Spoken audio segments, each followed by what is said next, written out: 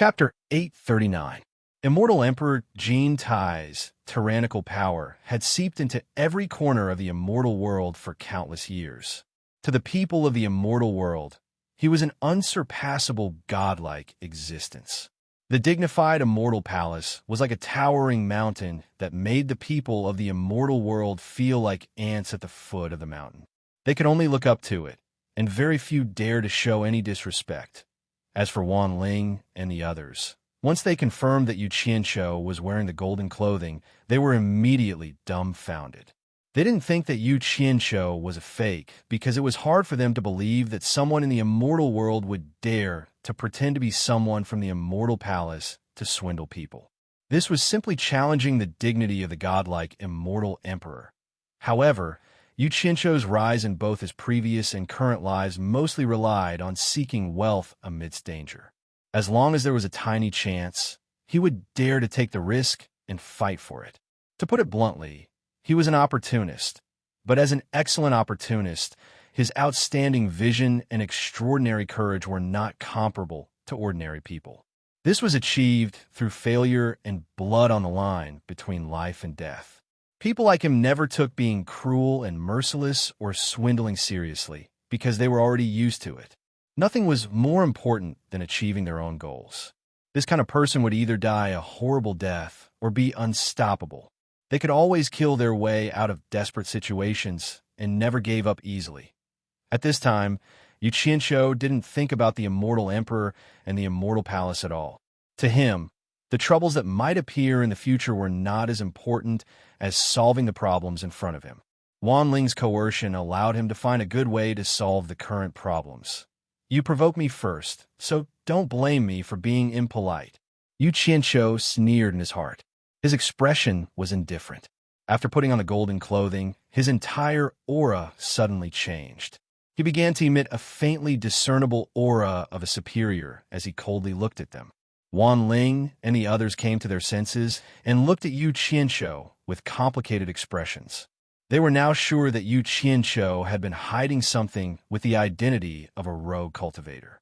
Otherwise, how could a little rogue cultivator have such a superior aura?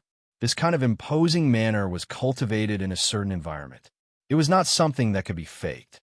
With their eyesight, if it was faked, they would be able to see through it at a glance. I won't retaliate. If you want to kill me, then go ahead.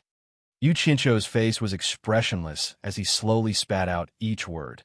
I really want to see if your Wan Gutong's people are really that daring. His gaze was fixated on Mu Tong's frozen hands that were dangling out from his sleeves. The three Mu brothers were shocked, speechless. The atmosphere in the shop was unusually heavy. Mu Tong's hands unconsciously lowered. Both hands were placed on his waist. The domineering Wan Ling's aura dissipated in an instant. Her arms were no longer crossed as she asked with a complicated look in her eyes, You're from the Immortal Palace? Yu Qianshou snorted disdainfully. Didn't your Wan Gutong want to rebel? Then make your move. I really want to see how much guts you guys have. He directly emphasized the severity of the problem, slapping a huge hat on Wan Gutong's head.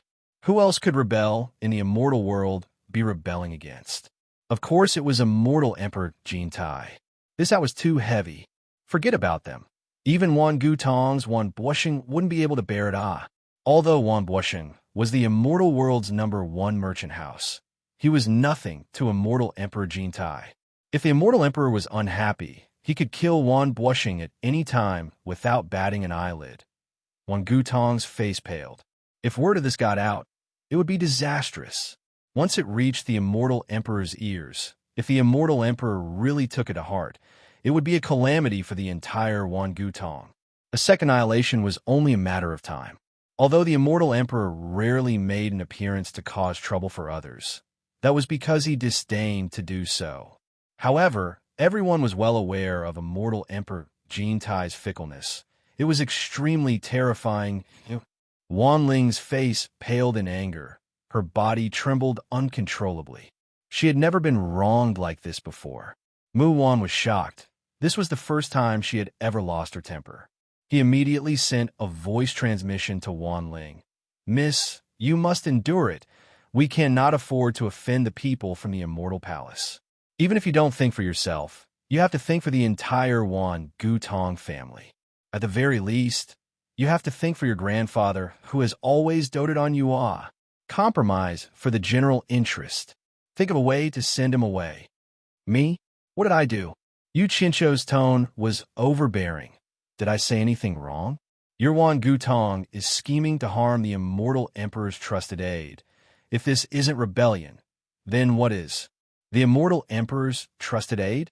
Everyone looked at each other, unsure if Huang Xiaolong's words were true or false. But the immortal emperor's trusted aide shouldn't be a spirit-severing cultivator, right? Wan Ling sucked in a deep breath, repeatedly warning herself not to act rashly. Forcing a smile, she said, "This is purely a misunderstanding. We didn't know you were from the Immortal Palace. If we have offended you in any way, our Eternal Trade Association is willing to compensate you." He pointed at the immortal herbs on display. "Everything in this shop, as long as you like it, you can take it." Her heart was filled with endless regret. How could she be so unlucky to offend people from the Immortal Palace? But thinking about it, this person was strange to begin with. If she wanted to blame someone, she could only blame herself for not investigating his background. She must remember this lesson in the future. As the Immortal Emperor's trusted aide, how can I accept bribes from others? You're not insulting me. You're insulting the Immortal Emperor. Yu Qinsho bellowed, slamming another oversized hat onto Wan Ling's head.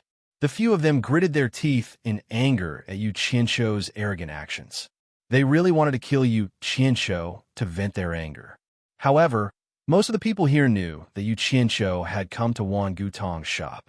Once the Immortal Palace found out that something had happened to him, the first person to be implicated would undoubtedly be Wan Gutong. Wan Ling sucked in another deep breath, gritting her teeth. "What do you want before you stop? As long as someone dares to plot against the Immortal Palace, I will investigate to the end. The Immortal Palace's dignity is not to be violated," Yu Qinsho said with a righteous expression. Muwan took a step forward, cupping his hands in greeting. "This is indeed a misunderstanding. I hope honored sir will be magnanimous. We have some friendly relations with Great Commander Wu Xiong, the host of the Godly Ruins Realm meeting. How about this? We can invite Great Commander Wu Xiong to be the mediator to prove our Wan Gutong's innocence." Motherf asterisk Kerr, "You want to use a big shot to pressure me? Let's see who's suppressing who." Yu Qinsho snorted coldly, proudly declaring, "I'm one of the Immortal Emperor's secret agents. All the information I obtain must be directly reported to the Immortal Emperor. He, Wu Xiong, doesn't know me, and I don't want to know him either. However, I do want to know if a mere great commander like him has the right to interfere in my affairs." A secret agent personally sent by the Immortal Emperor? This news was too shocking for these people, but thinking about it, it wasn't impossible. Perhaps this was one of the Immortal Emperor's methods to strengthen his control over the immortal world. Especially when Yu Qinsho said that he was one of the Immortal Emperor's secret agents. It clearly showed that the Immortal Emperor didn't only send out one secret agent. There might be many more. And this Yu Qinsho had always been hiding his identity, but in the end, he was forced out by these people. Everyone was dumbfounded once again.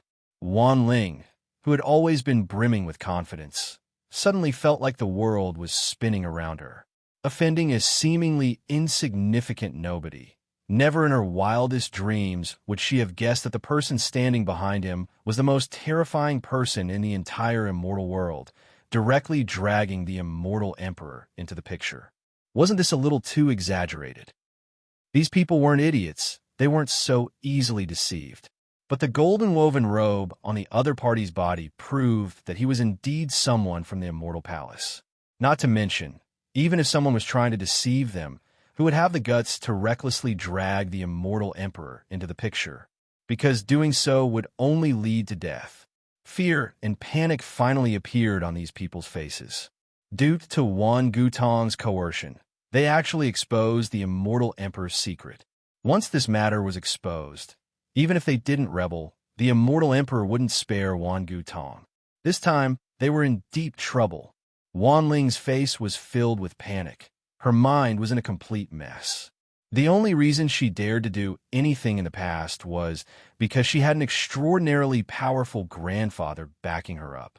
But now, the trouble she caused was too big, directly dragging the immortal emperor into the picture. This was not something her grandfather could handle. What should she do? Muon calmed himself down, decisively saluting Huang Xiaolong once again. This time, we were wrong, but anything can be discussed. I believe that since Honored Sir is willing to reveal such a secret, we still have a chance to let this matter go. Whatever conditions Honored Sir has, please state them. Everything can be discussed. Yu Qianqiu glanced at Wan Ling, noticing that the older the ginger, the spicier it was. He slowly took a few steps forward, stopping in front of Wan Ling. Under the worried gazes of the three Mu clan brothers, Yu Qianqiu slowly reached out his hand to pinch Wan Ling's delicate chin, lifting her slightly lowered head up. His hand was not honest, and scrupulously caressing her chin, her white neck, and her face. The faces of the three Mu clan brothers instantly darkened. They were originally entrusted by Wan Bosheng to protect Wan Ling.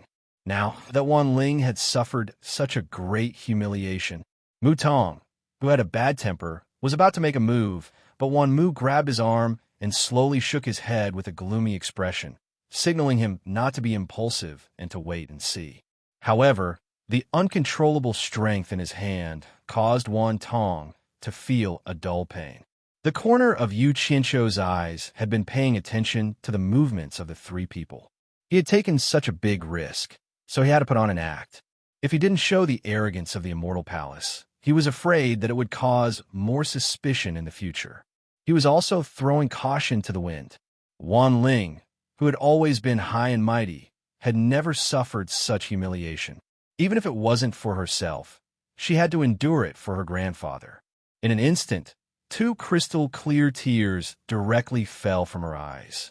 Her long eyelashes fluttered, and her voice trembled as she said, "What do you want?"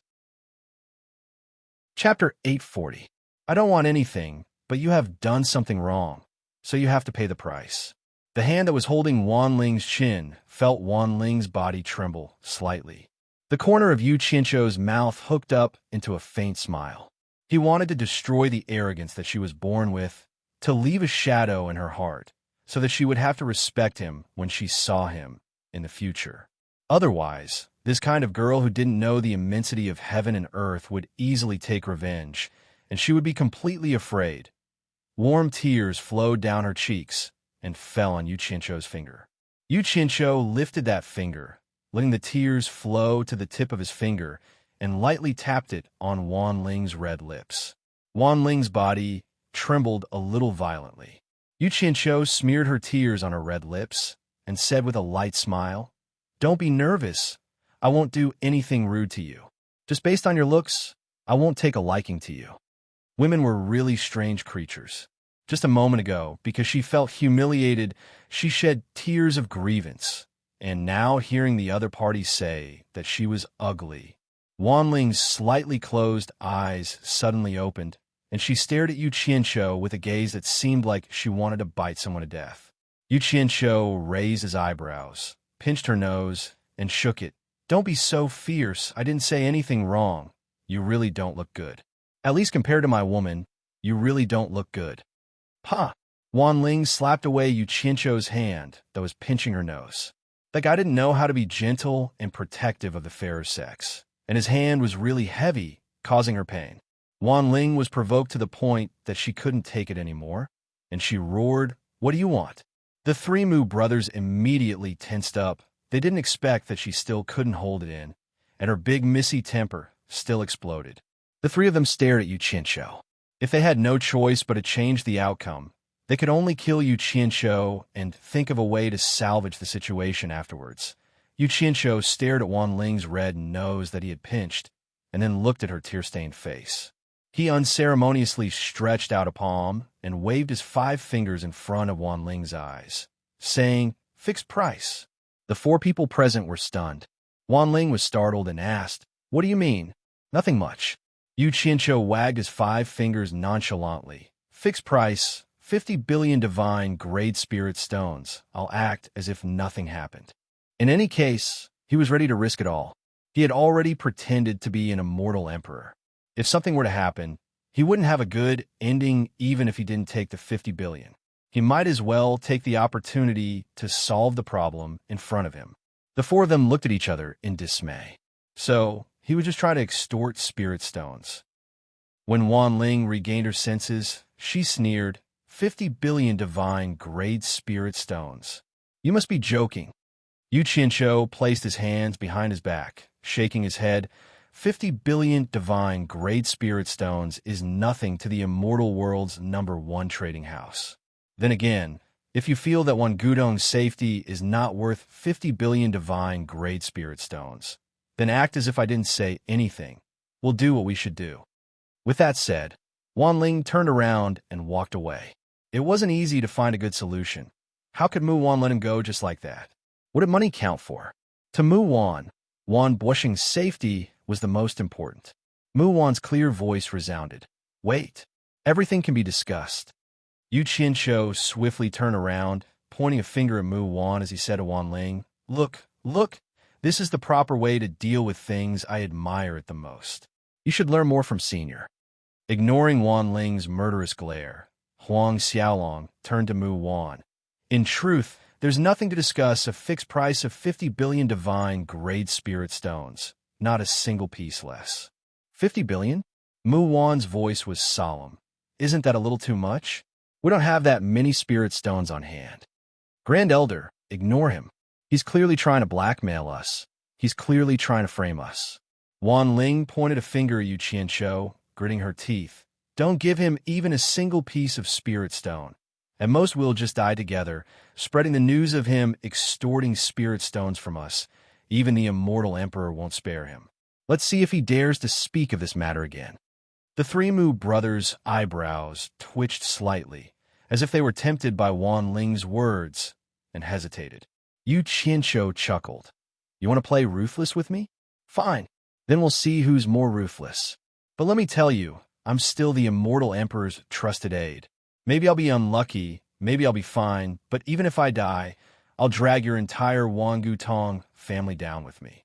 After all, you were the ones who bullied me first. Farewell. Forgive me for not accompanying you.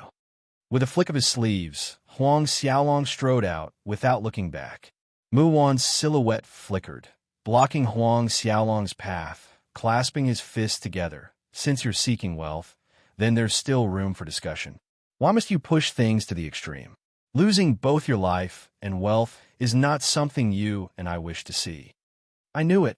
The barefoot is not afraid of the shoe wearing. While Yu Qianqiu was feeling complacent, Wan Ling's angry voice sounded behind him. Grand Elder, let him go. I don't believe our big trading house can't win against a little dog like him. Look, she's scolding me. There's no room for discussion. Yu Qianqiu turned around, pointing a finger at Wan Ling as he snarled at Mu Wan. Just now, seeing your sincere attitude, I decided to turn a big problem into a small one. Taking 10 billion divine-grade spirit stones would be enough. But she actually called my immortal palace's people dogs. This is intolerable. Wan Ling's 5 fingers dangled from his palm as he yelled. I've already eaten a weight and steal my heart. 50 billion divine-grade spirit stones. Not a single one less, or else there's no room for discussion. Hearing this, the three Mu brothers' expressions stiffened, a hint of reproach in their eyes as they stared at Wan Ling, as if saying, just because of one sentence from you, 40 billion divine-grade spirit stones gone. Wan Ling's blood rushed to her head, turning her face bright red. She nearly vomited blood from anger. Her body trembled as she pointed a finger at Yu Qianqiu, but she couldn't form a complete sentence. She had never been abused like this in her entire life. The elegance she had in the past, the disdain and indifference towards her pursuers, all the noble and aloof temperament had vanished into thin air today. She looked like a shrew who only wanted to bite people. Look at her. What's the meaning of this? Do you still have any sincerity to discuss? If you don't want to talk, just say it. I won't force you. Yu Qianqiu spat out a mouthful of air, then undressed himself, taking off the golden robe he was wearing and shoving it into his storage pouch.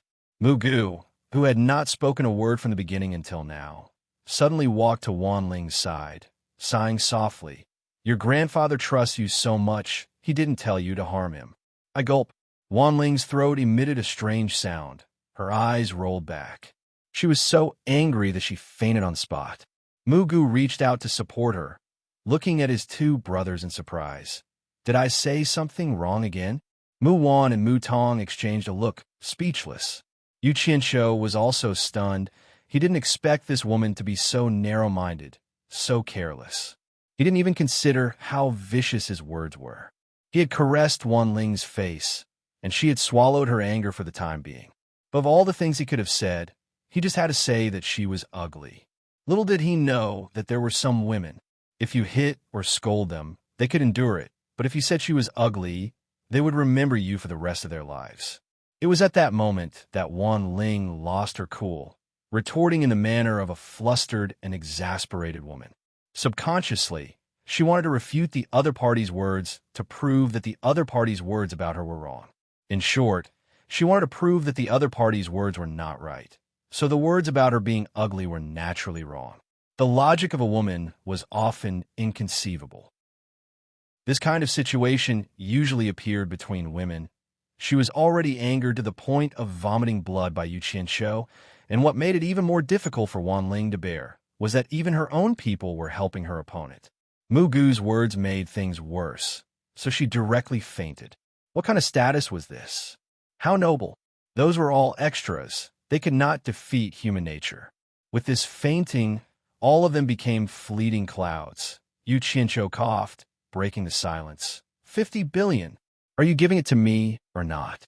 Mu Wan's gaze retracted from the fainted Wan Ling.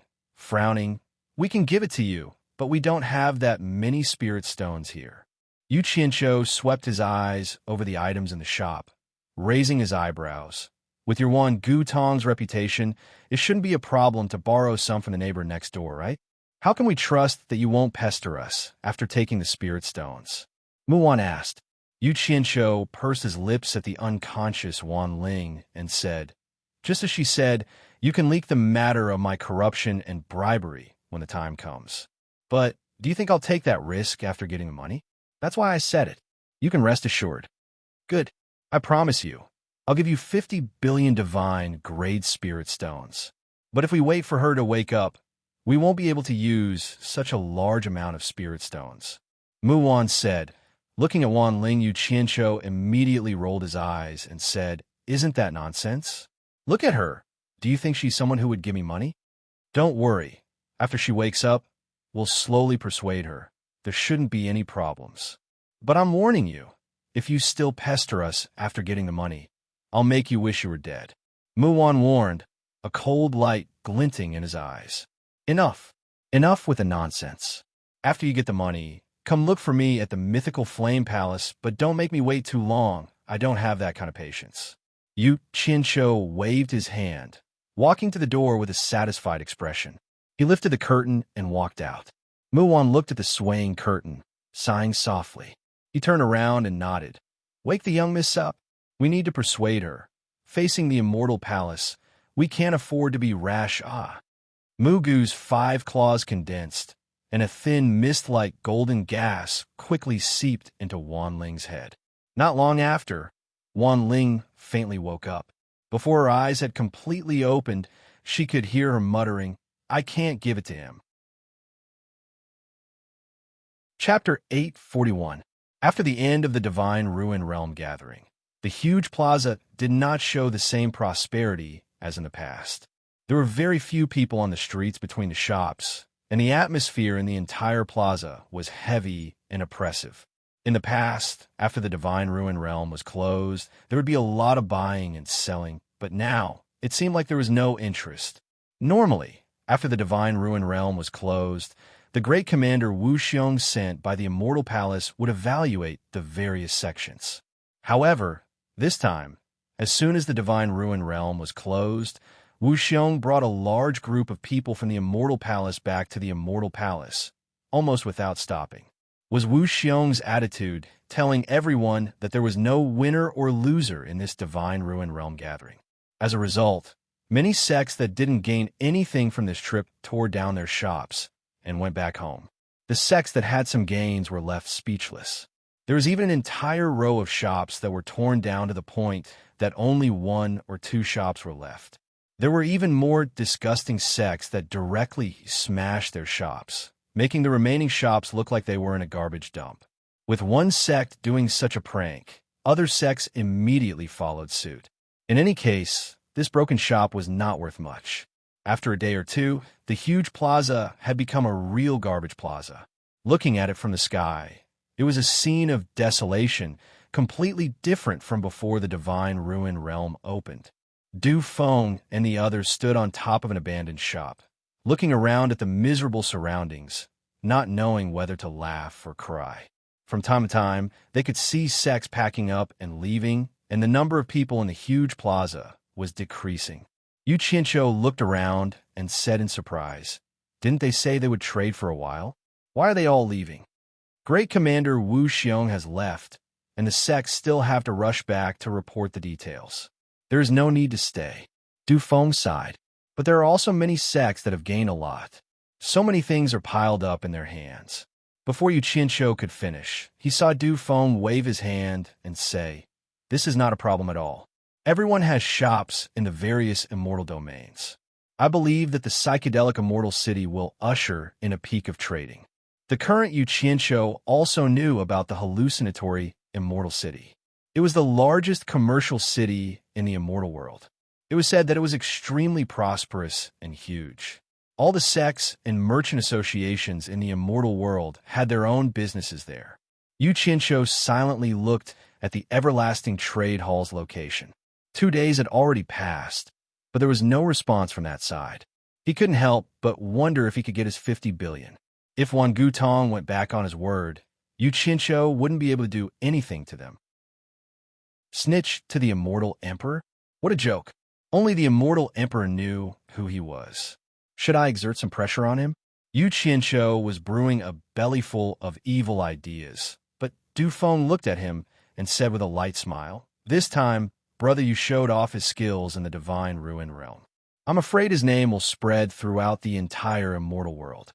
Yu Qianqiu raised his head and rolled his eyes, exasperated. "You're mocking me. You guys have the support of your sects. Naturally, you don't need to be afraid of the 7 big sections. But sooner or later, they'll find trouble with me. I'm still thinking of how to deal with them." "What are you afraid of? Don't you have a good relationship with Wan Ling?" Du Feng exchanged a glance with Hu Yunlong and snickered. Although Wan Ling, that woman's cultivation, isn't very high, she's still a difficult character to deal with in the immortal world. With her backing you, it's the same as having Wan Bushing backing you up. I think even the 7 big sects will have to think twice. Yu Qianqiu snorted disdainfully. Only he was clear about his own matters. 2 days ago, he had angered that woman until she fainted. It would be strange if she could back him up. However, Yu Qianqiu didn't want to expose the matter. He really wanted to borrow the momentum of Wan Ling holding his hand that day to delay the danger. But he wasn't afraid. He still had something to rely on. No matter who it was, it wouldn't be easy for them to kill him. His trump card wasn't something to be trifled with. As the 3 of them chatted and laughed, several figures landed in front of them. It was Mu Bing, Mu Tianjiao, Nan Tianlong, and Tao Zhong. With regards to the 4 Links Chamber of Commerce, Mu Bing had probably realized his own shortcomings and had the intention of handing it over to his daughter. Mu Tianjiao stepped forward and cupped her hands, saying, "I'm indebted to all of you for taking care of me all this time. Mu Tianjiao really can't repay you, so please accept my gratitude." She gave a long bow, her soft waist almost forming a right angle. The 3 of them hurriedly reached out to help her up, indicating that there was no need to be overly polite.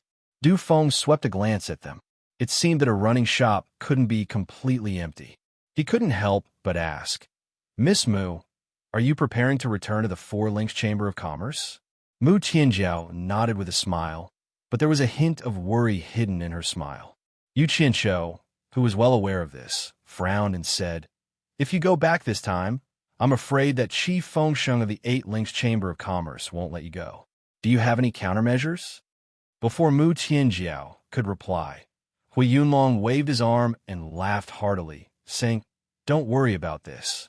That dog didn't know the immensity of heaven and earth last time. He actually dared to get involved in the matter between our two families and the heartless palace in front of everyone. My father has already sent an order back, ordering my eldest senior brother to lead a team to the 8 Links Chamber of Commerce. I reckon that by the time you guys get back, the 8 Links Chamber of Commerce will have already been razed to the ground. Don't worry.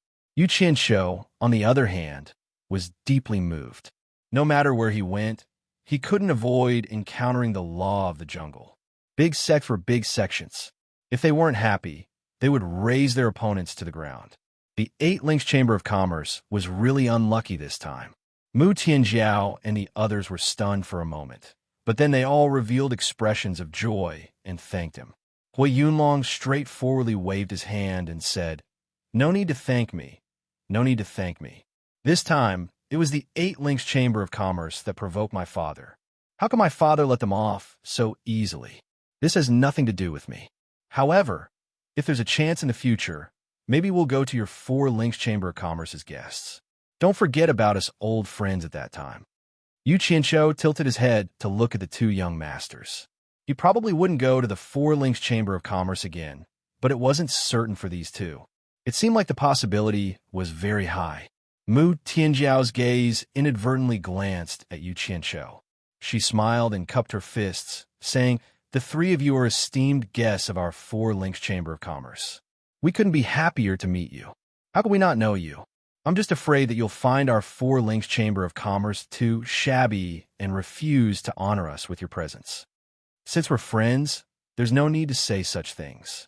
Hui Yunlong looked at the other 2 and said, "Why don't we find some time to go to the 4 Links Chamber of Commerce together?" Du Feng smiled and nodded.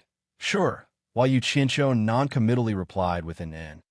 After exchanging some pleasantries, the 3 of them watched as Mu Tianjiao and the other 3 boarded the flying shuttle and left.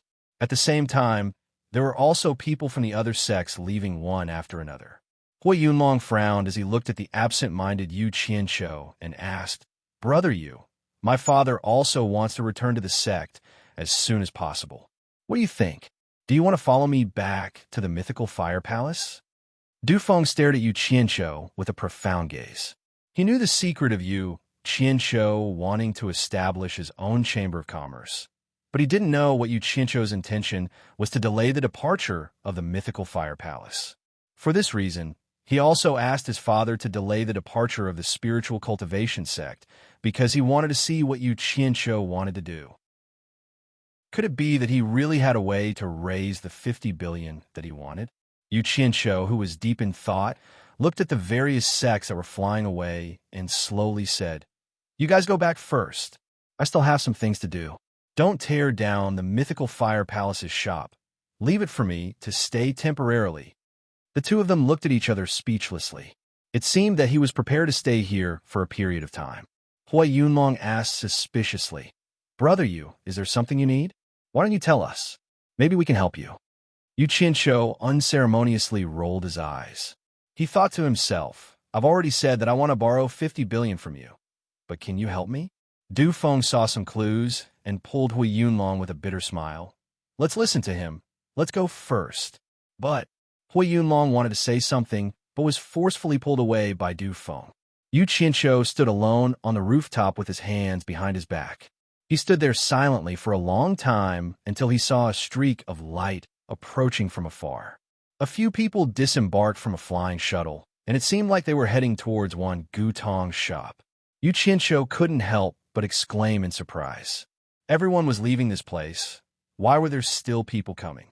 Could it be Wan Gutong's people had brought money? Thinking of this, Yu Qianshou's eyes brightened. Without any hesitation, he flew towards the mythical fire palace's shop. By the time he arrived, the people from the mythical fire palace had all left. However, the shop was still neat and tidy, as though it had been specially cleaned. Yu Qianshou smiled bitterly as he shook his head. Hui Yunlong, that fellow, was too considerate. The people from Wan Gutong's shop had not left yet. In a small room inside, Wan Ling was alone for 2 days. She curled up on a chair, thinking back to the past with a dazed expression on her face. Ever since she was young, there had always been a large mirror in her heart. Ever since she was young, she had been examining herself in front of this mirror, watching as she grew day by day. The beautiful self in the mirror was at first noble, then elegant, then calm and unruffled, then shrewd and capable. A beautiful and perfect woman gradually appeared in the mirror. This was also the image of herself in Wan Ling's heart. She was often complacent in her heart. That was why she disdained those vulgar men, because she felt that none of them were worthy of her. However, that Yu Qianqiu, who had the backing of the immortal palace, was like a stinking hoodlum, smashing the mirror in her heart into pieces with a single kick. From the broken mirror on the floor, she saw all kinds of distorted images of herself. How could she have such a side to her? Wan Ling was horrified. She refused to recall the scene where Yu Qianqiu lifted her chin, refused to recall the teasing of her red lips, refused to recall the scene where he pinched her nose, refused to recall the scene where she screamed like a shrew, refused to recall the scene where she fainted from anger. Wan Ling suddenly discovered that her nobility, elegance, and calmness were actually so fragile. She was like a layer of paper that was easily torn apart by Yu Qianqiu, thrown to the ground, and trampled on until it was worthless. Chapter 842. Outside the small room, the three Mu brothers stood there silently for a long time. They tried to persuade Wan Ling for a long time, but Wan Ling still refused to give up the money, protesting with a stubborn silence. It was impossible for the three brothers to take out the money from Wan Ling's storage bracelet. Even if they did, it wouldn't be enough. Left with no other choice, the three of them contacted Wan Buoxing, recounting everything that had happened. Wan Buoxing was enraged, cursing the immortal palace for going too far, cutting off all contact with the three of them. The three brothers were helpless. Since Wan Buoxing had the same intention, what else could they say? However, after a period of time, Wan Buoxing took the initiative to contact the three of them again, saying, "I've already asked Old Five to bring the spirit stones." With just one sentence, the contact was cut off again. Clearly, Wan Buoxing had given in after his anger. Although Wan Gutong was strong, compared to the colossus of the immortal palace, it was not worth a mention. Especially that immortal Emperor Jin Tai, who had terrorized the immortal world for countless years. He was not someone that could be defeated by mere brute force. This terrifying existence was too powerful. No one in the immortal world could be his opponent. Jin Tai's coldness towards the immortal world's people was akin to looking at a bunch of ants. Even the slightest bit of displeasure could cause Wan Gutong to be annihilated. 50 billion divine grade spirit stones was not a big loss to Wan Gutong, but it was a humiliation that could not be erased. Wan Buoxing was filled with hatred, but he was helpless. He could only let out a long sigh in the myriad saints' palace. Three figures descended at the entrance of Wan Gutong's shop. A gloomy-faced fat man walked in with two young men. The three Mu brothers looked at the two young men in surprise, feeling a little strange. The fat man in the lead was Wan Buoxing's youngest son, Wan Lihong. The blue-robed man on his left was the Heartless Palace's High Deacon's grandson, Song Lianqing, and the white-robed man on his right was the Carefree Palace's Sect leader's grandson, Chai Junlang. Both of them had late-stage minor immortal cultivation, similar to Wan Ling. At the same time, there were also Wan Ling's hardcore pursuers. What the three Mu brothers could not figure out was why Wan Lihong would bring these two people over. The moment Wan Lihong saw the three Mu brothers, he immediately cupped his fists and said, "Greetings, uncles." Song Lianqing and Chai Junlang also greeted, "Greetings, seniors." The Mu brothers grunted softly. Wan Lihong also saw the doubt in the trio's eyes. She immediately sent a voice transmission. "These two brats have been staying on Myriad Saint Mountain. This matter is of great importance. Father is afraid that there will be trouble after paying the money. Thus, he asked me to use Ling Air's name to lure the two of them here. If there was still trouble after paying them, I might as well use the two of them to implicate the Heartless Palace and the Xiaoyao Palace. Once the Immortal Palace attacks, the three forces will be able to hold them off for a while. At least Wan Gutong won't be able to hold them off alone." The three Mu brothers looked at each other, then looked at the two pursuers of Wan Ling with deep meaning in their eyes. Muon tilted his head towards the small room and said, "Miss is inside. Let's go in and persuade her." Wan Lihong nodded and followed the three into the small room. Song Lianqing and Chai Junlang looked at each other with hostility. Then, they excitedly followed behind them. When they reached the small room's entrance, Wan Lihong suddenly turned around and shouted, "What do you two want? This is a ladies' room. It's not a place for outsiders to enter. Scram back to the Heartless Palace and the Xiao Yao Palace. We don't welcome you here." How could these words sway the two of them? The elegant Chai Junlang closed a white jade fan in his hand and smiled apologetically. "Don't worry, fifth Uncle Wan, I won't go in." Wan Lihong shouted angrily, "Scram! Who is your fifth Uncle Wan?" The two of them quickly bowed and retreated to a position near the shop's entrance. They could be scolded, but they wouldn't leave. Wan Lihong snorted coldly and entered the small room. Wan Ling, who was curled up in a chair, was initially disdainful when she heard Song Lianqing and Chai Junlang's voices, but her eyes lit up, and she suddenly stood up from the chair. When she saw Wan Lihong come in, she immediately bowed and greeted, "Fifth Uncle." The Mu brothers stared blankly as they discovered that the dispirited and listless Wan Ling had suddenly become so spirited.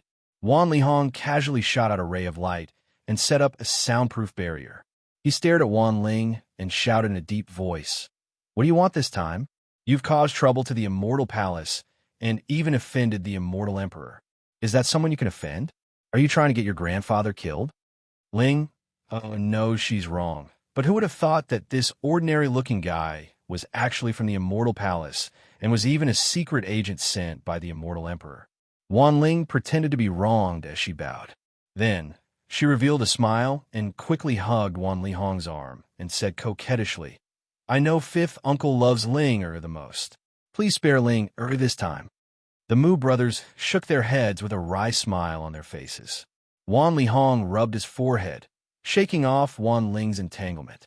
He took off the 2 storage bracelets on his wrist and lamented, "Don't you know how big the trouble you've caused is? Losing 50 billion divine Great Spirit Stones is a small matter, but if you provoke the Immortal Emperor's wrath, that would be a fatal matter." You're still laughing? Is it that funny? Fifth Uncle, it's only been a few days since we last met, but you seem to have put on some weight," Wan Ling said in a serious tone. "Ah, really? Are you for real? Are you sure you didn't see wrong?" Wan Lihong rubbed his face nervously, but when he caught a glimpse of the hidden mirth in Wan Ling's eyes, he immediately understood that he was fooled. He roared at the top of his lungs, "Look at the situation. You still have the mood to joke around?" Wan Ling shrunk her neck, but her hands held Wan Lihong's hands, taking the 2 storage bracelets from his hands. She bowed apologetically. "Third uncle, don't worry. Ling already has a foolproof plan. Not only can it protect the 50 billion divine Great Spirit Stones, it can also resolve the possible danger." The 4 men looked at each other, not knowing what she was up to this time. Wan Lihong's thick, fleshy face was filled with worry. His eyebrows, which were naturally drooping, curved even more. With a bitter face, he said worriedly, "Ling you've already gone too far this time. Don't mess around again. Fifth Uncle, I know you're proud and arrogant, but this is not a small matter. That's Immortal Emperor Jin Tai. Our Wan Gutong cannot afford to offend him. If you continue to play, the whole family will be finished. You should take pity on this old bachelor fifth uncle of yours." Wan Ling lowered her head slightly. The 2 storage bracelets in her hands were clenched so tightly that her knuckles turned white. She bit her lower lip. A venomous light flashed in her eyes as she slowly said, "I will give him all the spirit stones, and our Wan Gutong will not touch a single hair on his head. But if someone else kills him, it has nothing to do with our Wan Gutong."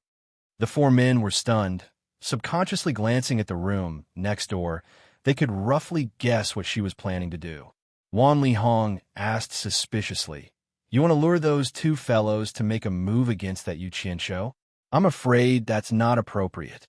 Wan Ling's crafty eyes looked at the 4 men, her voice brimming with confidence. "There's nothing inappropriate about it. Killing Yu Qianshou must be voluntary. There's nothing wrong with that, and I won't make any hints." But once they kill you Qianqiu, fifth uncle, you cover. You can't. People can easily recognize your figure. First elder can disguise himself and snatch the 2 storage bracelets back. With first elder's cultivation, snatching the 2 storage bracelets from their hands shouldn't be a difficult matter. Once Yu Qianqiu is dead, he won't be a threat to us anymore. At that time, the ones killing the people from the Immortal Palace will be the Heartless Palace and Carefree Palace. The Immortal Palace will look for them. It has nothing to do with us. The 4 men looked at each other, feeling that this wasn't very reliable. This was a plot against the people from the Immortal Palace, Not to mention, it was someone directly connected to the Immortal Emperor. There couldn't be any accidents. Wan Lihong said with some fear. Can they do it? I think those 2 guys are clumsy. What if they can't kill Yu Qianqiu? It shouldn't be a big problem. I've checked Yu Qianqiu's cultivation. He's only at the late stage of the transforming spirit realm. If those 2 minor mortals can't kill a late-stage, transforming spirit realm cultivator, they might as well just kill themselves. They won't have to come out and embarrass themselves anymore. Wan Ling sneered, then said calmly, so what if they can't kill him? The ones who did it were the Heartless Palace and Carefree Palace. Even if we find out that they did it out of jealousy, we didn't order them to do it. If the Immortal Palace wants to implicate them, then the Immortal Emperor should be prepared to kill everyone in the immortal world. In short, we are fine. The ones who will be in trouble are the Heartless Palace and Carefree Palace. I've long disliked the number 1 sect in the immortal world, the Heartless Palace. They're a bit too arrogant. I might as well use the Immortal Palace to get rid of them. After hearing this, the 4 of them felt a chill down their spines. They didn't know what this girl was thinking all day long. She could even think of such a sinister scheme. The curtain of the small room was lifted. The Mu brothers and Wan Lihong came out and began to instruct the disciples in the shop to tidy up the things on the shelves. Song Lianqing and Chai Junlang were worried about the fierce Wan Lihong, so they looked behind the curtain. It was true that the 2 of them liked Wan Ling, but they were also people who often rolled around with women. After so many years in the immortal world, they had been with countless women. They wouldn't go so far as to sacrifice their lives for Wan Ling's beauty. However, as long as they could get Wan Ling, there was no doubt that they would have an endless supply of spirit stones. With Wan Ling's position in Wan Buoxing's heart, she was completely equivalent to a huge prophet. Who knew how many sects were secretly planning this? Song Lianqing and Chai Junlang could be said to have received a death order to pursue Wan Ling. Otherwise, they wouldn't have been so shamelessly pestered. After waiting for a while, Wan Ling finally lifted the curtain and walked out. She had changed into a pink floor-length dress, which effectively restrained her impressive figure. The eyes of Song Lianqing and Chai Junlang, who had a lot of resentment in their hearts, immediately lit up, and the little bit of unhappiness in their hearts immediately disappeared. The 2 of them had a flattering expression on their faces as they shouted in unison, Wan Ling. Wan Ling walked gracefully, displaying the noble temperament that she had cultivated for a long time, like a fairy walking on the waves. She walked past the 2 of them without any hesitation, not even looking at them in the eye. The hem of her dress fluttered, giving off a delicate fragrance, and she directly flew out of the shop. Chapter 843. Song Lianqing and Chai Junlang looked at each other, then rushed to catch up. Wan Ling's flying speed was not fast, and her pink dress swayed in the air, instantly attracting attention. One on the left and one on the right, the 2 of them chased after her. Before they could say anything, Wan Ling frowned and landed on the roof of an abandoned building. She stared at the 2 and shouted, "Why are you 2 following me?" Chai Junlang answered first. "I heard that you were busy here, so I came to see if you needed any help." Song Lianqing nodded and said, "Me too." Wan Ling raised her chin slightly arrogantly and said coldly, "I don't need your help, and I don't need your help either. Don't follow me anymore, or don't blame me for being rude." The 2's flattery was immediately stuck in their throats. They looked at each other, and a trace of anger flashed across their eyes. They had the same thought in their minds at the same time. "Stinking bitch, don't be so arrogant. When I get my hands on you, you'll see." Song Lianqing's gaze inadvertently swept past Wan Ling's ample bosom, and he looked around with a face full of smiles. Wan Ling, where are you going in this barren mountain? Do I need to report to you where I'm going? After Wan Ling threw out that sentence, she quickly flew away at a much faster speed than before, as if she wanted to shake off the two. Stinking bitch. Song Lianqing looked at Wan Ling's graceful figure and scolded in a low voice. Chai Junlang chuckled and said, I don't care if she stinks. This woman still has some good stuff on her body. If you're too bored to stink, let me. Their voices stopped abruptly, and the two realized that Wan Ling had not flown far away, but had landed somewhere in front of the plaza. The two looked at each other, then quickly flew into the air and watched as Wan Ling's swaying figure entered shop. Yu Qianshou, who was sitting calmly in the empty shop, was patiently waiting with his eyes closed. Light footsteps came from outside, and when he opened his eyes, he was startled. He saw that Wan Ling, who had fainted due to her anger, was no longer the same as before. Instead, she had changed into a delightful pink dress, revealing a pair of good breasts that could move a man's heart. It seemed that she had specially dressed up. Yu Qianshou slowly stood up, his eyes slightly narrowed, and he raised his guard. He was worried that Wan Ling was here for revenge. Wan Ling leisurely walked toward him. She only stopped when she was only one person away from him. She bit her lips and stared at Yu Qianshou with a complicated gaze. This caused Yu Qianshou to become even more cautious. As a result, the two of them silently stared at each other for a long time. One of them had ulterior motives, while the other was cautious. Song Lianqing and Chai Junlang, who were in the air, subconsciously lowered their altitude to listen. What puzzled them was that there was no sound from the shop that Wan Ling had entered.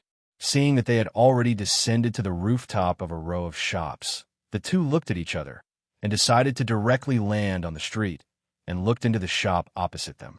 They saw Wan Ling's graceful figure standing silently, and it was obvious that it was a man who was half a head taller than Wan Ling, and they couldn't see the man's full face. The man and woman just stood there silently, staring at each other. This situation made Song Lianqing and Chai Junlang a little speechless. No wonder this woman didn't like anyone and didn't allow them to follow her. It seemed like she already had someone in her heart and was secretly dating her lover. The two looked at each other and saw the faint anger in each other's eyes. This woman had a man, but didn't say anything, causing all the men in the immortal world to flock to her like ducks. She was clearly playing with them. Yu Qianshou's vigilant gaze moved slightly, and he noticed that two people had landed on the street outside. His head moved slightly to the right, and avoided Wan Ling's obstructed vision and saw the two people on the street outside clearly. Song Lianqing, who was dressed in blue, caused his pupils to shrink slightly. He immediately recognized that the other person was wearing the uniform of Heartless Palace, but he didn't recognize the other person. F***CK. This woman actually brought help. Anger appeared on Yu Qianshou's face, and the purple fire element stored in his body began to stir. Wan Ling, who had been biting her lips, saw the reflection of Song Lianqing and Chai Junlang in Yu Qianshou's eyes. Her eyes flickered slightly, and instantly, her beautiful eyes became watery. She let go of her red lips and said with a slightly sobbing tone, I brought the money. Yu Qianshou was stunned, and his gaze returned to Wan Ling's face. After seeing the tears in her eyes, he was momentarily at a loss. He didn't know why she was crying, but it seemed that women were women after all, and couldn't take being bullied. He couldn't help but cough and said, It's good that you brought it. Give it to me. He very consciously stretched out his hand. Wan Ling's eyes were filled with hot tears, and she pulled the two storage bracelets from her wrist.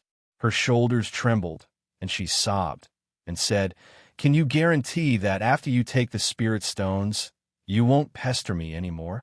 F***CK. Why do you make it sound like I'm a gangster who lives off a woman? Yu Qianshou blanked for a second, not knowing whether to laugh or cry. Don't worry, as long as I get the right amount of spirit stones, we won't have anything to do with each other anymore. As long as you don't find trouble with me, I won't find trouble with you either. Outside, Song Lianxing and Chai Junlang exchange a look. The conversation between the two inside couldn't be more obvious. It seemed like Wan Ling had run into a love swindler and was being blackmailed by that swindler. Song Lianxing and Chai Junlang originally wanted to be the hero and save the damsel in distress. But remembering that the swindler dared to deceive Wan Blushing's granddaughter, they were afraid that this swindler was not a simple person. Hence, they decided to wait and see.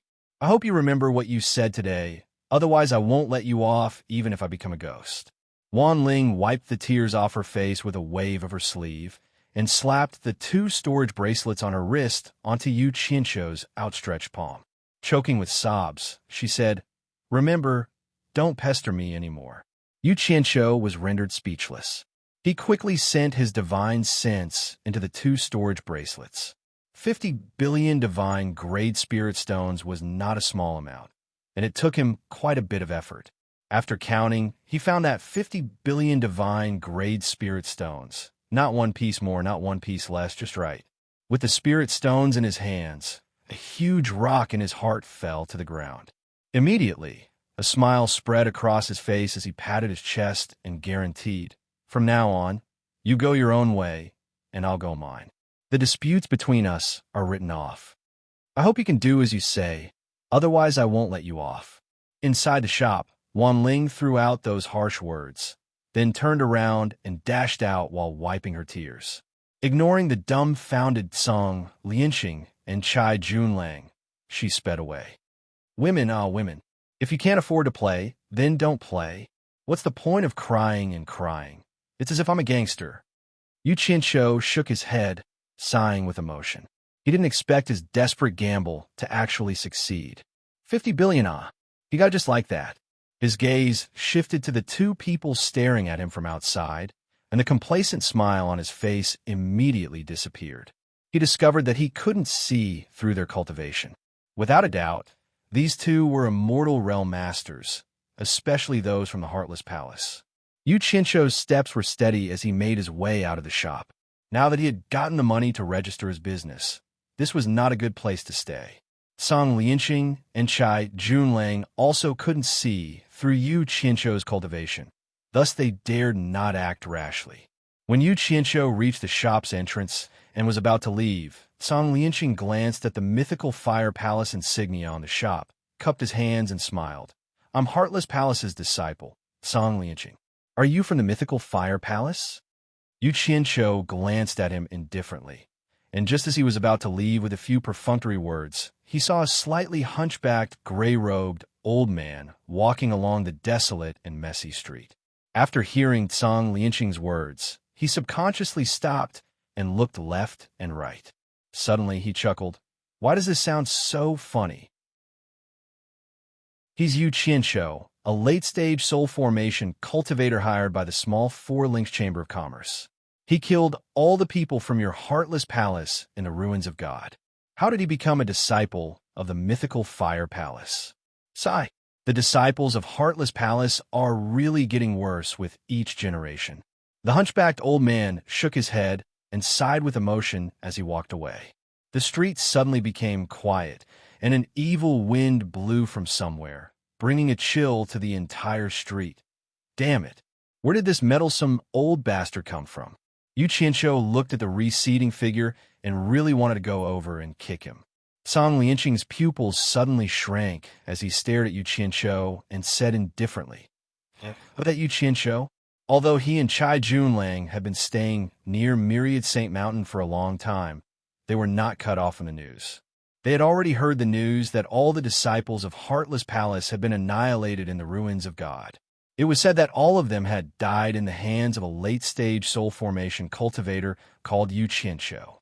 He also heard that Wan Ling was holding hands with Yu Qianshou in front of everyone. From this, he thought of the scene of Wan Ling crying and leaving. Needless to say, this guy was definitely that Yu Qianshou who was holding hands with Wan Ling in front of everyone. Otherwise, Wan Ling would definitely not show such a weak side. Yu Qianshou had suspected that these 2 were helpers that Wan Ling had found. Now that he heard the other party's words, it was definitely not the case. Otherwise, it was impossible for them to not recognize him, and there was no need for them to do this. "Yu Qianqiu is me," Yu Qianqiu said indifferently. "Is there a problem?" Chai Junlang gently opened the white jade folding fan in his hand and looked at Yu Qianqiu. He shook his head and sighed. "I thought Yu Qianqiu was some amazing person. It's you." Sigh. I don't know what kind of drug Wan Ling ate. She actually fell into the hands of such a liar. It's really ridiculous. Song Lianqing revealed a sinister smile and said, "You're really audacious to actually deceive Wan Buoxing's granddaughter. Tell me honestly, how did you force her to submit? If there's a word of falsehood, I'll make you wish you were dead." Chai Junling's eyes also lit up when he heard that.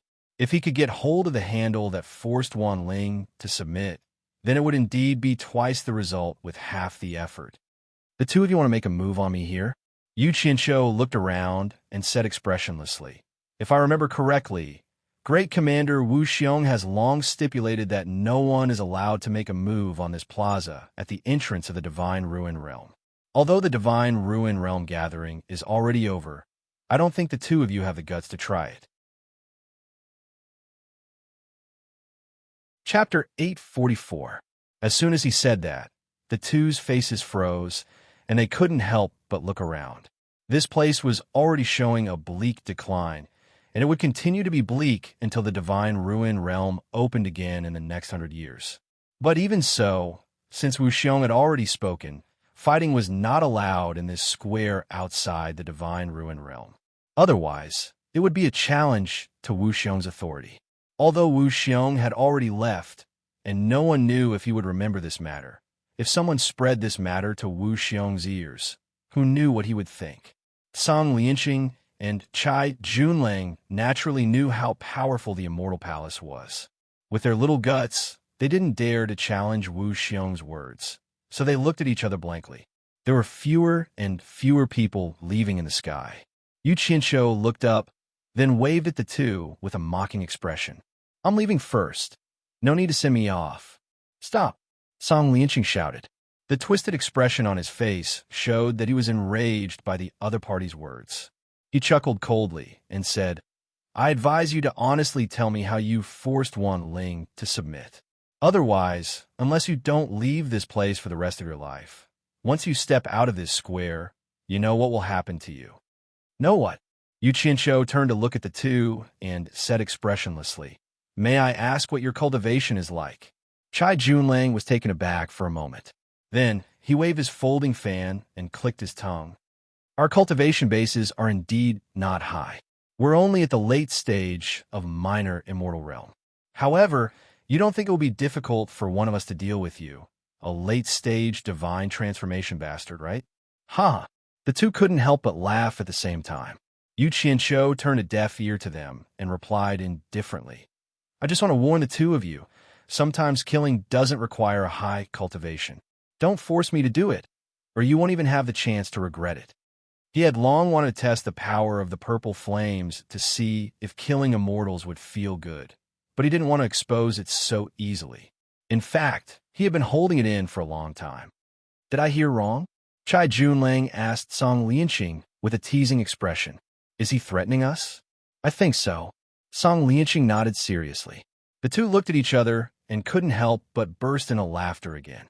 Yu Qianqiu's brows twitched as he flew up and circled twice in the air. Looking around, he realized that there wasn't a single person in the messy square. He snorted coldly in his heart and flew away. "How incorrigible. Do you really think you can escape?" Chai Junlang, who was floating in the air, put away the fan in his hand. Together with Song Lianqing, he turned into two streams of light and gave chase. On top of a mountain not far away, a ripple-like light curtain appeared out of thin air and flickered. Then, it instantly converged into a transparent crystal bead. 5 people suddenly appeared. Wan Lihong grabbed the hovering fantasy immortal bead and turned to Wan Ling, who was beside him. "Are you sure neither of them noticed anything amiss?" Wan Ling pondered for a moment before replying, "Probably not." She then turned to the hunchbacked old man behind her, cupping her hands in greeting. "I'll leave this to Grand Elder. Once those two kill Yu Qianqiu, Grand Elder will need to snatch that 50 billion divine Great Spirit Stones back. The hunchbacked old man in Mu, Wan's disguise, nodded, watching the four of them turn into streaks of light and chase after Huang Xiaolong. He too turned into a streak of light and flew in another direction. After flying out of the messy square, Yu Qianshou maintained his highest vigilance, pushing his cultivation to the limit as he sped toward the depths of the vast granite mountain range. Flying into a rocky valley, Huang Xiaolong landed at the center of the valley in a flicker. "Your guts aren't small at all." Song Lianqing's cold harumph sounded in the air. Yu Qianshou raised his head in apprehension. Even though he had a head start, the other party still caught up to him in the blink of an eye. An immortal realm master was indeed an immortal realm master, not someone a mere spirit-severing realm cultivator like him could compare to. Then I really want to see how big his guts are. I'll teach him a lesson first, lest the dead duck refuses to admit defeat. In the air, Chai Junlang folded the folding fan in his hand, shooting out in a streak of light. Almost at the same time he made his move, a white mist burst out from Yu Qianshou's body. The streak of light pierced through the white mist, and a loud bang resounded in the valley. Crushed rocks flew in all directions, and the valley rumbled endlessly. The streak of light returned to the air, turning back into the folding fan in Chai Junlang's hand. The white mist dissipated, revealing a 10-meter-deep pit in the valley below. However, Yu Qianshou's figure was nowhere to be seen. Both of them blanked for a moment, then released their divine senses at the same time to scan the entire valley. Unfortunately, not a single person could be found. He escaped just like that? Impossible. With his cultivation base at the deity transformation final stage, there was no way he could escape right under his nose. The two of them looked at each other, then quickly separated to search every nook and cranny of the valley again. In the air, Wan Lihong and the others were also scanning the entire valley, suspiciously under the effects of the illusionary immortal beads. They also couldn't see how Yu Qianshou had disappeared. In short, after Chai Junlang attacked once, Yu Qianshou disappeared for no reason. It was very strange. All of a sudden, their pupils abruptly contracted. From the 10-meter-deep pit in the valley, Yu Qianshou silently rose from the stone pit and slowly floated into the air. Only after his entire body emerged from the pit did Song Lianqing and Chai Junlang, who were searching the valley, discover him. Both of them stared at him in shock, with expressions of disbelief on their faces. Yu Qianshou floated in the valley expressionlessly. The hem of his robes fluttered despite the lack of wind, and a violent killing intent surged out from his body. His eyes were half open as he swept his gaze over the two of them. He said indifferently, "You actually dared to attack me. Since you're seeking death, don't blame me for being impolite." The two of them were stunned. Song Lianqing then chuckled and said, "I've seen people who don't know life from death, but I've never seen someone who doesn't know life from death. Chai Junlang, keep an eye on him. This brat is a little strange. He can actually hide inside a stone. If we don't teach him a lesson, his foul mouth won't give in." As soon as he finished speaking, he waved his sleeve, and a ray of light shot out from his storage bracelet, slicing toward Yu Qianshou's feet at an extremely fast speed. From the looks of it, he didn't want to kill Yu Qianshou yet. Instead, he wanted to cripple Yu Qianshou first. Yu Qianshou's aura had already enveloped an area of several dozen meters. As soon as the ray of light penetrated his aura, his eyebrows twitched slightly.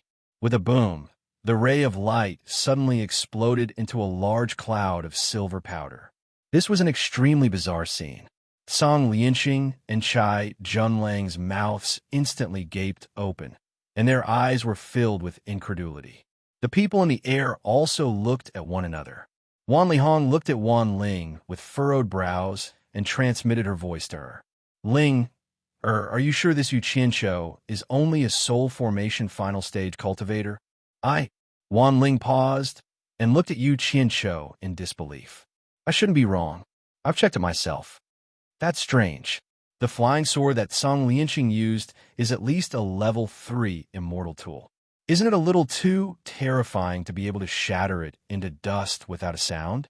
Song Lianqing muttered with a doubtful expression. Taking advantage of the moment when the two of them were dumbstruck, Yu Qianzhou's aura quickly spread out and locked onto the two of them. Sensing that they were being locked onto, the two of them abruptly came to their senses. They quickly exchanged a glance and disappeared at the same time. Great Star's sucking technique. A loud roar sounded from within the valley. Yu Qianzhou's eyes widened in anger. He spread his arms, and his claws tore out two clouds of white mist. At the same time, his figure abruptly retreated and dodged.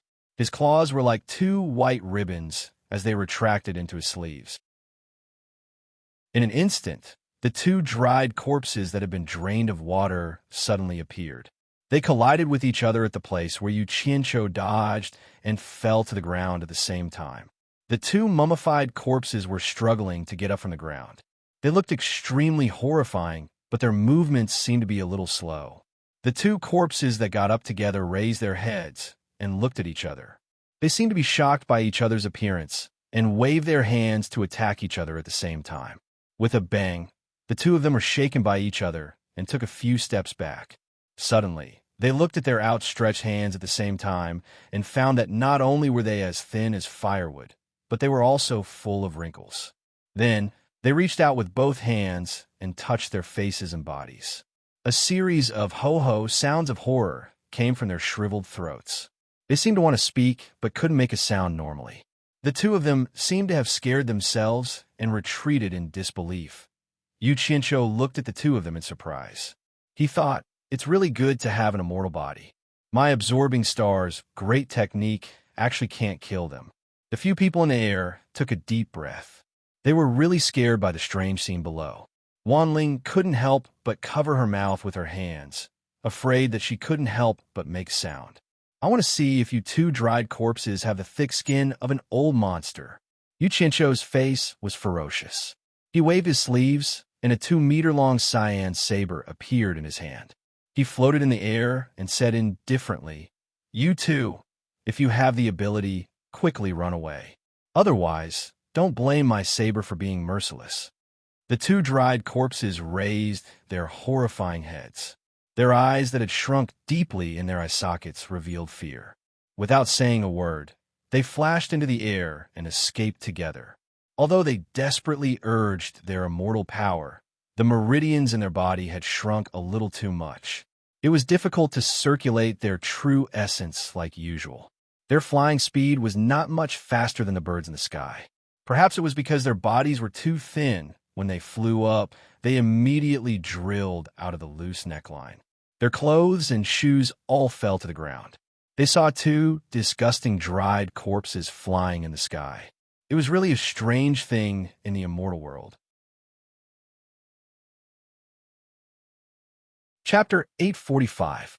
The reason why Yu Qianzhou told them to run was to see how these two fellows would react after being hit by his absorbing star's great technique, so that he could accumulate some experience when he fought with others in the future. In the end, he discovered that even though the two of them wouldn't die, they had already lost the ability to fight. The corner of his mouth curved into a cold smile. With a few swings of a saber in his hand, he disappeared from the spot and reappeared directly above the two flying figures. "The two of you, it was you who were heartless first. Don't blame me for being impolite." A voice came from above. Song Lianqing and Chai Junlang raised their heads and were instantly scared out of their wits. Without saying a word, Yu Qianzhou slashed his saber to the left and right. Two streaks of green light shot out, and two heads flew into the air. The two dried corpses instantly lost their ability to fly, falling diagonally towards the granite mountain range below. The people in the sky were speechless when they saw this scene. At their level of cultivation, it was rare to see someone fight with their own hands. What they didn't know was that Yu Qianzhou liked the thrill of raising his saber. Some habits were hard to change.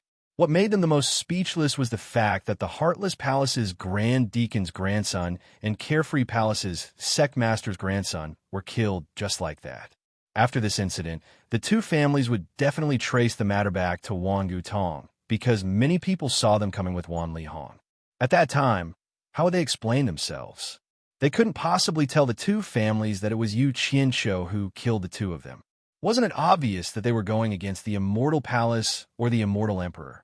If they had to offend one side, they would rather offend the two families than that terrifying Immortal Emperor. Ling Er, you've gone too far again. Wan Lihong sighed. Wan Ling was dumbfounded. Not to mention her. Everyone thought that Song Lianxing and Chai Junlang might not be able to kill Yu Qianzhou, but no one thought that the two of them would die in Yu Qianzhou's hands. Two late-stage minor immortal cultivators couldn't even defeat a late-stage spirit-severing cultivator. A hunchbacked gray figure silently flashed to the back of a mountain peak and hid behind a huge rock, quietly watching Yu Qianzhou, who was floating in the air. When the people in the air saw this, their pupils shrank. Wan Ling transmitted her voice in shock. First Elder, what are you trying to do?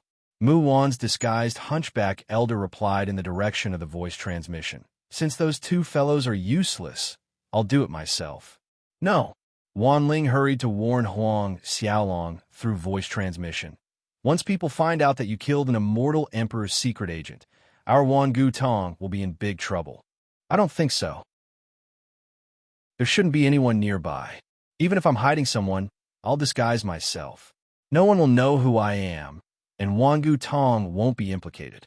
As long as I kill that brat, I will immediately go out and spread the news, saying that I saw Yu Qianzhou fighting with Song Lianxing and Chai Junlang here, and in the end, both sides were killed. I will make the scene more realistic. Mu Wan paused and said hesitantly, Miss, you can't be suspecting that I can't kill Yu Qianzhou, right? This person's skills are strange. First Elder shouldn't take the risk. Let's retreat. Wan Ling urged anxiously. Miss, don't worry. It's just a crooked magic art. It's fine against those two fools, but it won't work on me. Mu Wan's tone was confident, but he tactfully rejected. Yu Qianzhou stopped in the air and looked around. He slowly put away the blue flame broadsword. His intuition told him that there was danger approaching him, but there was nothing around him. After a moment's vigilance, he didn't discover anything. In a flash, he chased after the two headless corpses and pulled out the storage bracelets from their wrists. Just as he was about to remove the second storage bracelet, he felt a strong sense of danger approaching him. It was the kind of danger that could take his life in an instant. In the blink of an eye, a ray of golden light flashed and quickly enveloped him. Yu Qianzhou did not hesitate to take out the golden umbrella. Ever since he started practicing the animal fencing technique, he had a deep trust in this kind of instinct, and he had never made a mistake before. Bang! There was a loud sound, like a thunderclap from a clear sky. The strong wind was as fierce as a steel knife, sweeping across the ground. In that instant, the golden umbrella exploded with a strong golden light, instantly canceling out the sneak attack of the teleportation. At the same time, the power of the attack was reflected back. The sneak attacker's figure was quickly bounced back, and the hunchbacked Mu Wan appeared several dozen meters away. It's you? Yu Qianzhou, who was safe and sound inside the golden umbrella, exclaimed. He immediately recognized that it was the hunchbacked old man who exposed his identity at the entrance of the mythical Fire Palace shop. At this moment, Yu Qianzhou was so scared that his face was pale and his heart was pounding. He was secretly thanking the heavens and the earth for Bai Changchun. If he hadn't practiced the animal fencing technique that Bai Changchun had taught him, he wouldn't have been able to defend against such an expert sneak attack, even if he had the golden bead to teleport. Judging from the power of this palm, it could probably smash him into pieces. He suddenly remembered that when Bai Changchun had taught him the animal fencing technique on Obedient Island, he had secretly laughed that it was an animal world and didn't think much of it. Now that he thought about it, he remembered that Bai Changchun seemed to have said that as long as he mastered it, he would be able to benefit from it for the rest of his life. It seemed that he was right. Woo-woo. Old man, I love you to death. Yu Qianzhou hid under the golden umbrella. His legs were slightly weak. He now deeply understood the power of the animal fencing technique. To be honest, he had always been slightly resentful because Bai Changchun didn't teach him any powerful spells or magic treasures. He felt that their master-disciple relationship was somewhat nominal. Only now did he realize that the animal fencing technique that Bai Changchun had taught him was thousands of times more powerful than any spells or magic treasures. This thing was something that could save one's life at a critical moment. What spells or magic treasures could be more important than protecting one's own life? Golden Umbrella. Mu Wan, who was sent flying, also exclaimed. Wan Ling and the others in the air also almost cried out in shock. They all knew very well what the Golden Umbrella was. If the Golden Thread Robe was something that everyone in the Immortal Palace had, then not everyone could have the Golden Umbrella. Only the 24 protectors of the Immortal Palace had it. These 24 people were the people around Immortal Emperor Jin Tai, and their cultivation was at least at the early Immortal Emperor stage. It was said that the Golden Umbrella was personally made by Immortal Emperor Jin Tai and was a top-grade defensive celestial treasure. Its defensive power was very strong. No one thought that Yu Qianqiu would have the Golden Umbrella personally made by Immortal Emperor Jin Tai. No one was shocked by the power of the Golden Umbrella, but it proved that Yu Qianqiu's previous words were not false. He was indeed Immortal Emperor Jin Tai's trusted secret agent. Otherwise, he wouldn't have been able to obtain a treasure personally made by Immortal Emperor Jin Tai. Old thing, who are you? You dare to sneak attack me? You must be tired of living. Yu Qianqiu shouted angrily. The light from the Golden Umbrella wrapped around him and shot towards Mu Wan. He pushed his palms out and shouted, Absorbing Star, great technique. Once this terrifying name was shouted, the people in the air immediately felt their hearts rise to their throats. They didn't know what kind of evil technique this was to be able to squeeze someone dry. Mu Wan also came back to his senses and sneered. It's just a small trick. There's no need to embarrass yourself in front of this old man. After sensing Yu Qianqiu's qi activity locking onto him, his own qi activity quickly burst forth, directly blocking Yu Qianqiu's qi activity outside. He did not move, just stood there and let Yu Qianqiu slowly absorb it. Yu Qianqiu was surprised. He immediately found that his qi was blocked by the opponent's qi. He quickly stopped and didn't dare to jump forward. Instead, he used teleportation and circled around Mu Wan several times, looking for a loophole to attack. He kept shouting, Suck, suck, suck, I suck. Unfortunately, the opponent's qi was impenetrable. It was as if he was wrapped in an invisible shield. He sucked for a long time, but still couldn't suck out a fart. Mu Wan had used teleportation consecutively and used up a lot of his true essence. He knew that he didn't have a chance to succeed. So he quickly retreated and looked at the hunchbacked old man in front of him in shock. Ever since he cultivated the Absorbing Star great technique, although he had only used it a few times, he never missed. Even Yin Zhuixing, who cultivated demonic arts, had suffered a great loss at his hands. However, he met his nemesis today. The Absorbing Star great technique was useless against this old thing. Kid, you didn't expect this, did you? Mu Wan snorted and said, I saw the weakness of your evil technique at a glance. As long as one's cultivation has reached the great immortal realm, their qi has been cultivated to the point that it's almost solid, and they can kill people invisibly. As long as they cover their entire body with qi to protect themselves, this evil technique of yours won't have any effect. He didn't explain this to Yu Qianqiu, but to the people in the air. Sure enough, Wan Lihong and the others were enlightened. So that's how it was. Wan Ling looked around and frowned. She transmitted her voice to Mu Wan. Grand Elder, don't waste any more time with him. He has the Golden Light Umbrella to protect himself, and we don't have any powerful immortal treasures with us. We can't do anything to him. If we delay any longer, it'll be disadvantageous to my Wan Gu Tong. Please leave quickly. Mu Wan paused. He was unwilling to give up. He transmitted back. Miss, with this brat's cultivation, he can't use the Golden Light Umbrella to its full potential. I'll try a few more times. I have a high chance of breaking it. Grand Elder, the Golden Light Umbrella is an immortal treasure personally refined by Immortal Emperor Jin Tai. Even if you can break it, have you thought about the consequences? Wan Ling warned him word by word. That will definitely alert Immortal Emperor Jin Tai. Previously, we saw that he was only a spirit-severing cultivator, so we thought he was only a spy sent by the Immortal Emperor. That's why we dared to attack him. Now that we've confirmed that he's the Immortal Emperor's trusted aide, think about the consequences of killing the Immortal Emperor's trusted aide. I'm afraid that the Immortal Emperor would rather kill the wrong person than let the wrong person go.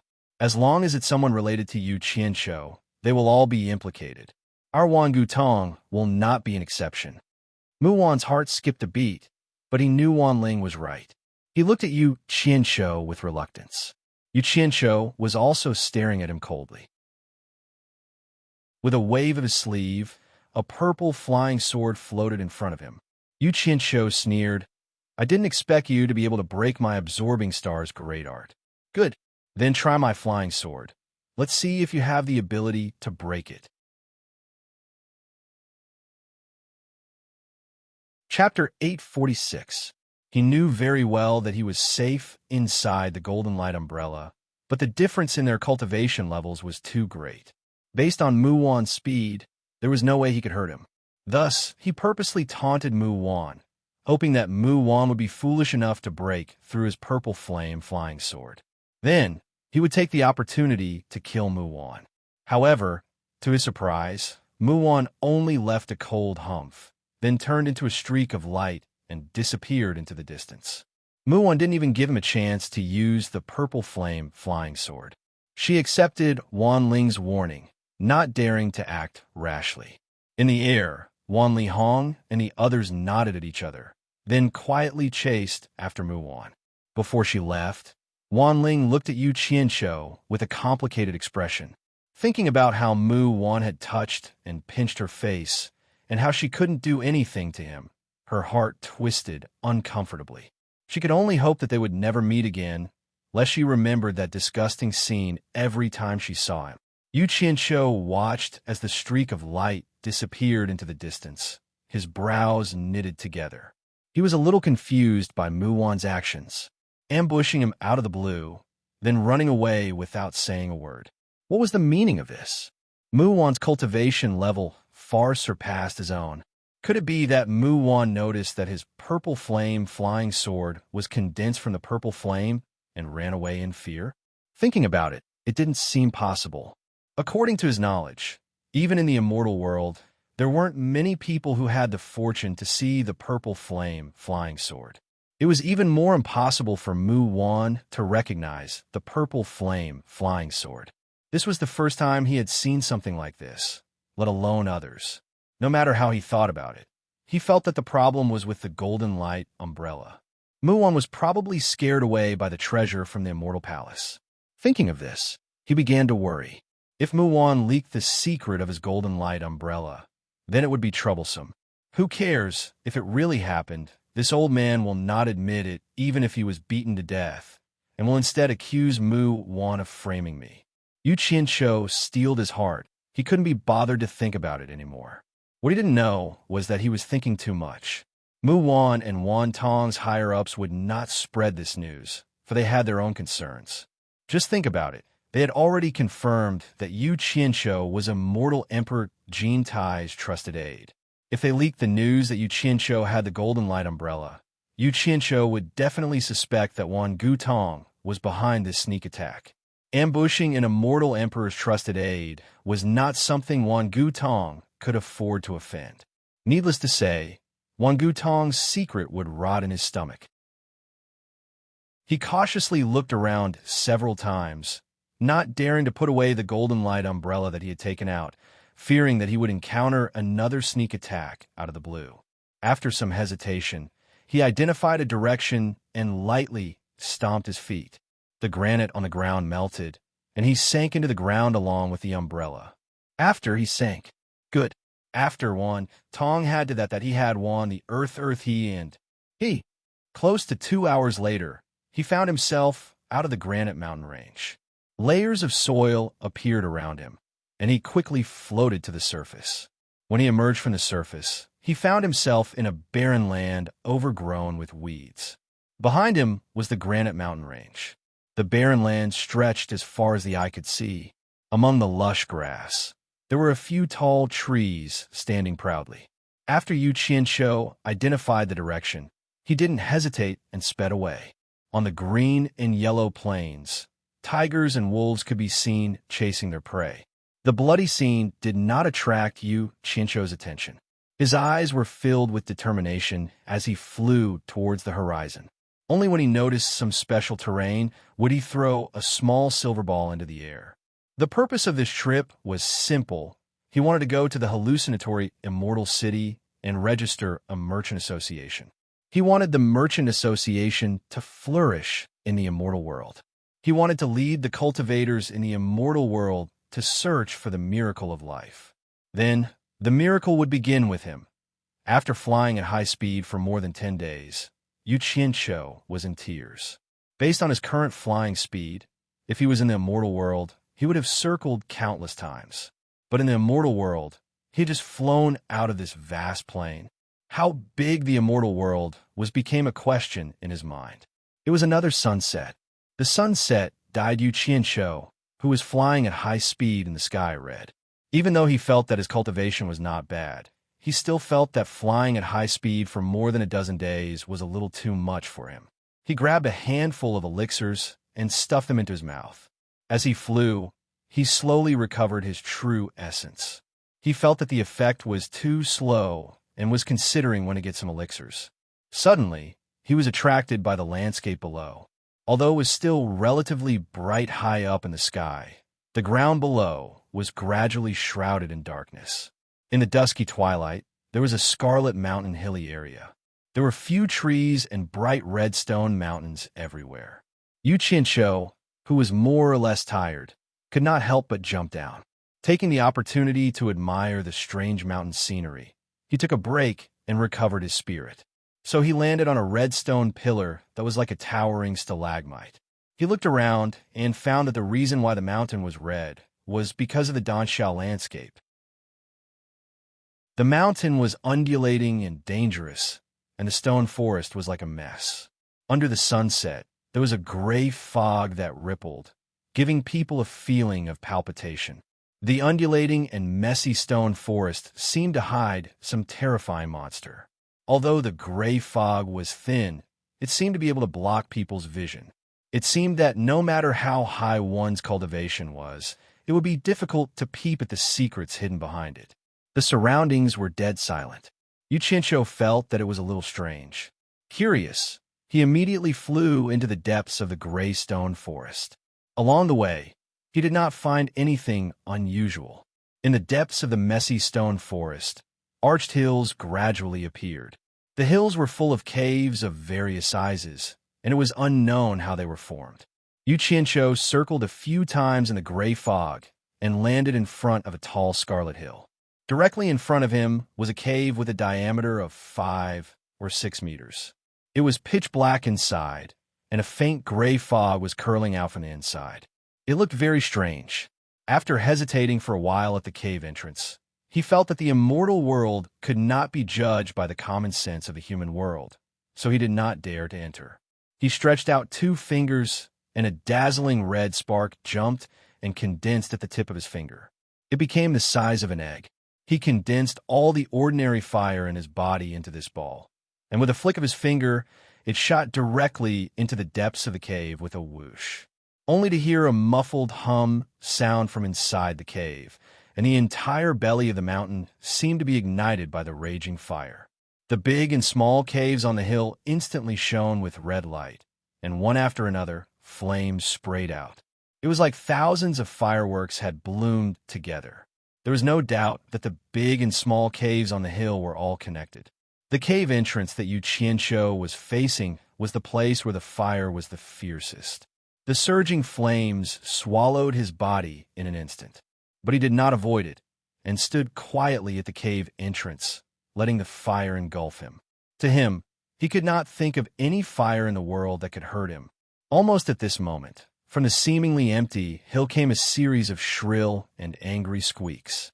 It was so sharp that it pierced one's eardrums, followed by the sound of countless flapping wings. Yu Qianqiu's pupils shrank slightly, and saw that in the raging sea of fire, there were dense black shadows that quickly escaped from the cave entrance like lightning. The squeaks immediately filled the air. After the raging fire rose for a while, it gradually disappeared and shrunk in the cave. Amidst the noise, Yu Qianqiu stared dumbfoundedly at the creatures that filled the sky. He never thought that the fire that he had set up on a whim would actually attract so many creatures. Bats. Each and every one of them was as big as a wash basin, and their bodies were covered in fur. What made Yu Qianqiu feel strange was that the fire that he had released actually did not harm the fur on their bodies. He suddenly recalled a type of bat recorded in the illustrated Jade archive. It was called the enchanting vampire bat, and it lived by sucking the blood of living creatures. Although they were only as big as a wash basin, they could suck the blood of a live cow dry in one breath and swell to the point where they would not die. The fur on their bodies was not afraid of fire, and the treasures refined from them were the nemesis of cultivators who played with fire. Their bones were born with the ability to control the wind and were excellent materials for refining flying artifacts. Compared to ordinary flying artifacts, their speed could be increased by about a third. The most valuable part of the enchanting vampire bat was its pair of eyes. Its eyes were born with the ability to confuse a person's mind. After bewitching an animal's mind, the enchanting vampire bat could effortlessly attach itself to the animal's body and suck its blood dry without any resistance. Harvesting its eyeballs could be used to refine a valuable treasure called the lost immortal bead. Even if it wasn't refined into a treasure, it could be directly ground into powder, which was a colorless and odorless poison. Although it wouldn't kill, its greatest effect was to turn a person into a retard. To cultivators, this kind of non-lethal poison was often more frightening than a lethal poison. However, whether it was its fur, bones, or eyeballs, they all needed to be harvested in large quantities to be refined into a treasure. In the immortal world, an enchanting vampire bat could be sold for about 1,000,000 divine great spirit stones. However, this kind of thing was rarely seen in the market. Those with high cultivation would not bother to get their hands on it, and those with low cultivation would find it difficult to get their hands on it. Although one enchanting vampire bat wasn't scary, if it was a group of them, it would be very difficult to fend them off without the cultivation of a great immortal. Unfortunately for them, enchanting vampire bats were social animals. The scariest thing was there would usually be one or several vampire bat kings with decent cultivation as their leader. If an outsider wanted to take advantage of them, they would have to have some ability first. And the group of bats that Yu Qianqiu saw at this moment matched the enchanting vampire bats recorded in the Jade archive. Each of them had a head that looked like a rat's, with pairs of sharp, shining eyes, like the cold stars in the sky. They spread their wings and circled in the sky, their forte being their speed. They came and went as fast as lightning. They seemed to be circling around Yu Qianqiu, with countless eyes that were as sharp as the cold stars staring at Yu Qianqiu. A savage aura was growing stronger. Chapter 847. Yu Qianqiu had a premonition that he was in trouble. It was very likely that these beasts were going to attack him. The pairs of snow-white fangs that were as sharp as steel nails on the rats' faces could explain everything. They were already ferocious. Indeed, as the ear-piercing screams intensified, a bat that was flying across the sky suddenly changed direction and shot toward Yu Qianqiu at lightning speed. It bared its fangs and bit at Yu Qianqiu's neck. "You're courting death, beast!" Yu Qianqiu let out a furious bellow, and his 5 claws that were covered in purple light grabbed out. The bloody bat that was pouncing toward him did not even make a sound when it fell into his claws and instantly turned into ashes. Once the bloody bat that was the first to attack died, the other bloody bats that were flying in the sky immediately became agitated. Soon, all of them stopped in the sky. The bloody bats that were the size of wash basins flapped their wings and hovered in the sky. They gathered together and stared at Yu Qianqiu fiercely under the night sky. Their eyes were like the cold stars in the night sky, emitting a demonic glow that could shine into one's heart. Yu Qianqiu was slightly stunned. He immediately realized that there was something strange about these fellas' eyes, but it was already too late by the time he reacted. He felt his vision blur, and his consciousness seemed to have fallen into a maze formed by the stars.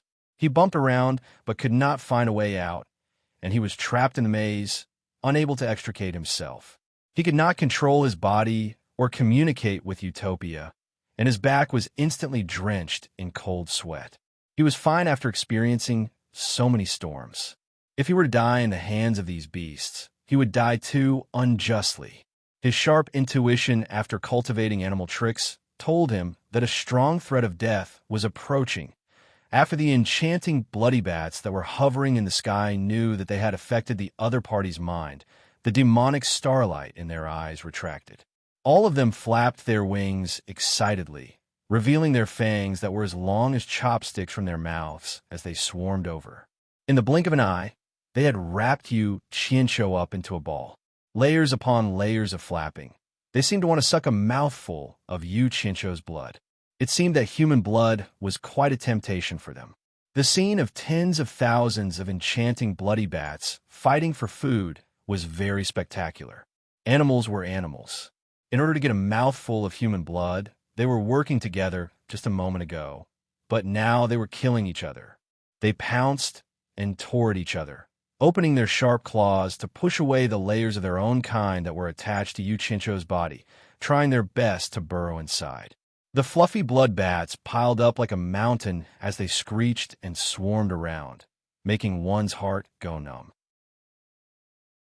However, the strange thing was that even though there was an endless stream of blood bats surging over, the swarm of blood bats remained the same size.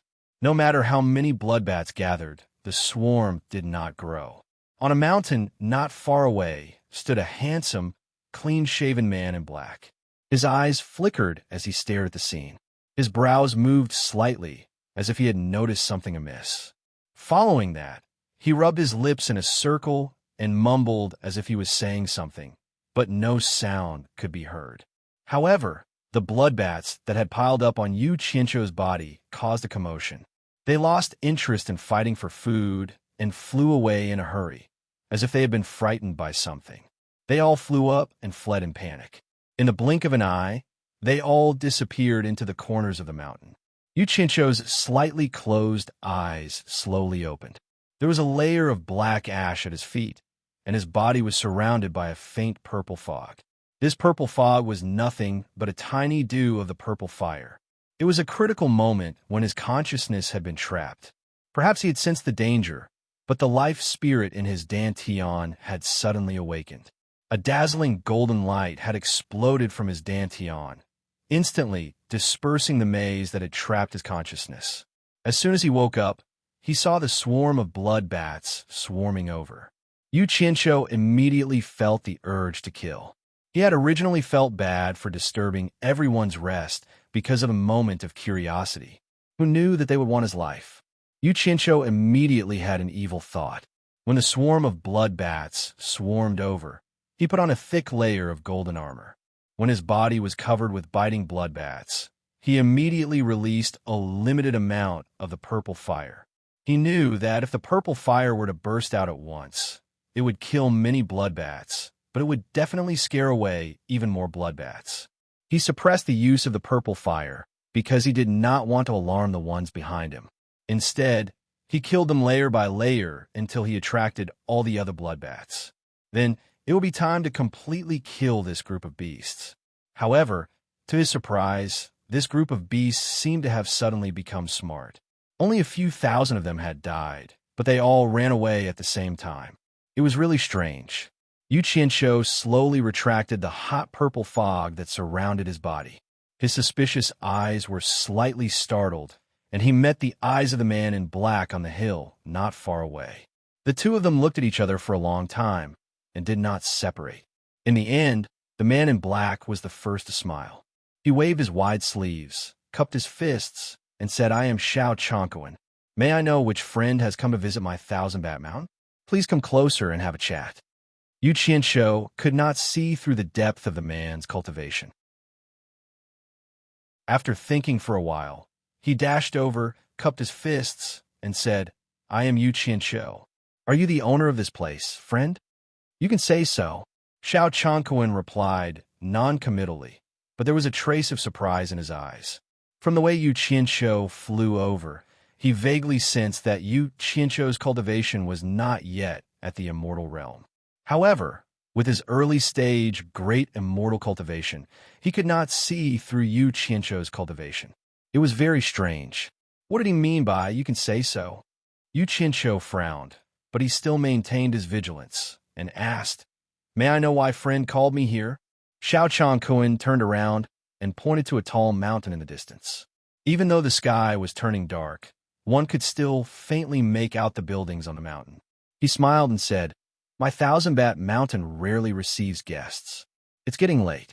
If you don't mind, why don't you come to my humble abode and let me be your host? This, Yu Qianqiu pondered for a while. He wanted to refuse, mainly because he was afraid that it would not be safe. But seeing how polite the other party was, plus he really wanted to make more friends in the immortal realm, he changed his mind and said, Then I will have to trouble you. Huh, I'm looking forward to having more friends. How can you say that I am disturbing you? I'm more than happy to have you. Please. Xiao Changquan waved his hand happily. Yu Qianqiu raised his hand politely, and Xiao Changquan immediately turned into a stream of light and landed on the peak. Yu Qianqiu quickly chased after him. As he flew near the peak, he paused for a moment to look at the building on the peak below. The building on the peak was not big, like a small Taoist temple. But the strange thing was that the whole building was directly carved out of the Danxia mountain. The building and the whole mountain were one. It was a unique scenery. However, no matter how Yu Qianqiu looked at it, he found it indescribably strange. Night had already fallen, so why was there not a single trace of light in the building? No matter how high the other party's cultivation was, this did not make sense. Chapter 848. When Xiao Changquan extended his hand again, the hesitant Yu Qianqiu landed in front of the house. Xiao Changquan smiled and turned to face the house. He waved his hand and slapped his chest. He opened his mouth and spat out dozens of phosphorescent lights that flew to every corner of the house. In the blink of an eye, the stone pillars and walls inside and outside the house were lit up with green flames. If one didn't look carefully, one wouldn't know that the bowl-like things protruding from the stone pillars and walls were actually fire troughs used for illumination. The entire mountaintop suddenly lit up, standing between heaven and earth like a green jewel.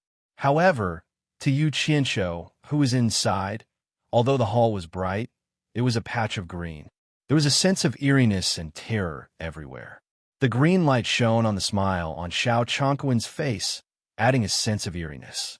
It was very strange. Yu Qianqiu didn't know if he was thinking too much. Although the other party was very polite, he didn't let his guard down. He couldn't be blamed. He knew that on the path of cultivation, life and death were often decided by a thin line. There was no regret. Only one need to take care of themselves. Not to mention, this was a strange place. At Xiao Changquan's invitation, the two of them walked into the house with a flickering green light.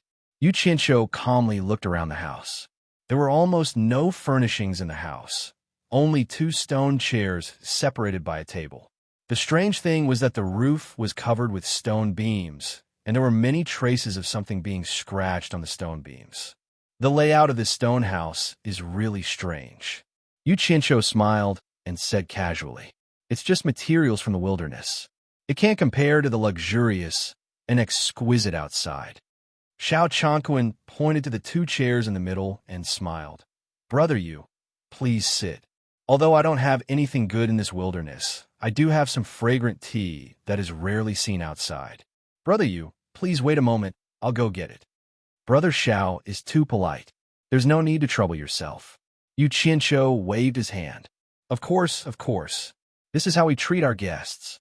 I'll be there in a moment. Xiao Changquan insisted. He quickly walked toward the stone door by the wall and walked down the stone stairs. Yu Qianqiu quickly scanned the surroundings. His gaze paused for a moment, fixated on the two chairs in the middle. Normally, the surface of a stone chair that people often sat on would be smooth, but the surface of these two stone chairs was rough, as if no one had ever sat on them. He tilted his head and glanced at the stone door. Then, he gently floated up and silently flew into the stone door, following the stone stairs that spiraled downwards. It was so dark inside that he couldn't even see his fingers in front of him. After going dozens of meters deep into the belly of the mountain, a stone door blocked his way. Yu Qianqiu sneered and directly entered the wall beside the stone door. After fusing with the stone, he immediately sensed that there was a rather large space in the belly of the mountain. As he approached the edge of the space, the stone in front of him automatically melted to reveal a small hole the size of a soybean. Yu Qianqiu squinted his eyes and looked through the small hole. Inside, Xiao Chongquan was indeed seriously boiling a pot of tea. The light from the small stove illuminated Xiao Chongquan's meticulous expression. Yu Qianqiu heaved a sigh of relief. It seemed that he was overthinking. Just as he was about to quietly return, he inadvertently discovered that there were pairs of cold, star-like eyes shining on the stone wall behind Xiao Chongquan, opening and closing from time to time. Enchanting bloodbaths. Yu Qianqiu squinted his eyes. He was all too familiar with this kind of gaze. He had almost fallen prey to it before. So, he carefully looked again. He would not have known if he had not looked, but when he did, he was shocked. After a careful look, he found that there were countless enchanting bloodbaths hanging upside down on the stone wall behind Xiao Chongquan. If he did not look carefully, he would have mistaken them for the original color of the stone wall in the cave.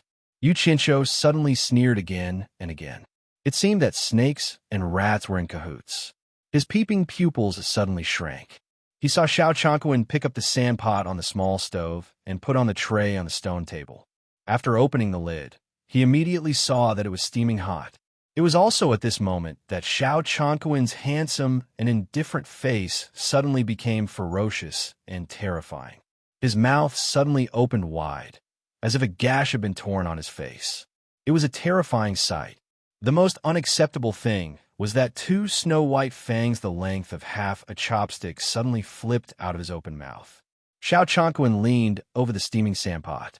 2 drops of crystal-clear liquid seeped out of the 2 fangs and dripped into the sandpot. Then, the 2 fangs retracted back into his mouth, and the hideous and terrifying face returned to normal and harmless appearance. Xiao Chongquan closed the lid of the sandpot and carried the tray with one hand. He calmly walked towards the stone door. Dog, you actually want to poison me? A fierce look flashed across Yu Qianqiu's face. He quietly and quickly left the stone wall. When he reappeared, he had already jumped out of the house. Then, he expressionlessly walked to the stone chair and sat down. He slowly waited. He had already guessed Xiao Chongquan's identity from the 2 fangs that were exposed. It was obvious that he was the same species as the bats. He might even be the Bat King of the enchanting bloodbats. After a while, Xiao Chongquan walked out of the stone door with a tray in his hand. He said with a smile, "I've made brother you wait for a long time." Yu Qianqiu smiled and waved his hand. "It's fine. Since we were just passing by to rest, it's good to find something to do. Let's start with tea." Xiao Chongquan was slightly startled. He didn't understand what Xiao Chen meant. He placed the tray on the table and began to pour tea into the 2 teacups.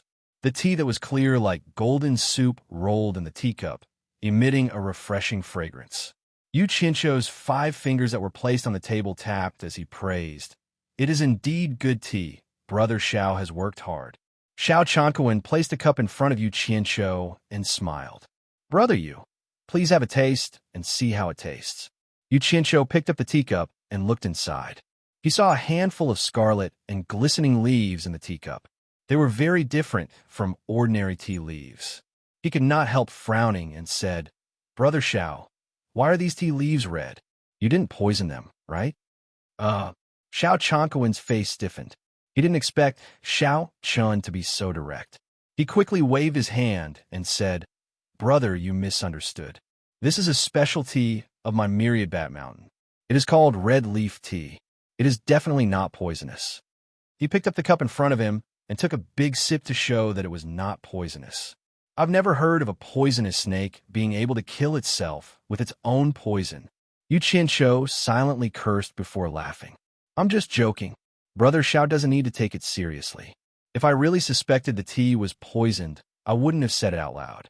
Besides, I have no enmity with Brother Xiao. Plus, I don't have anything valuable on me. Brother Xiao has no reason to harm me. Don't you think so? Yes, yes, yes. Brother, you really knows how to joke. Hee hee. Xiao Chongquan laughed to cover up his embarrassment. In fact, he was very nervous because of Yu Qianzhou's words.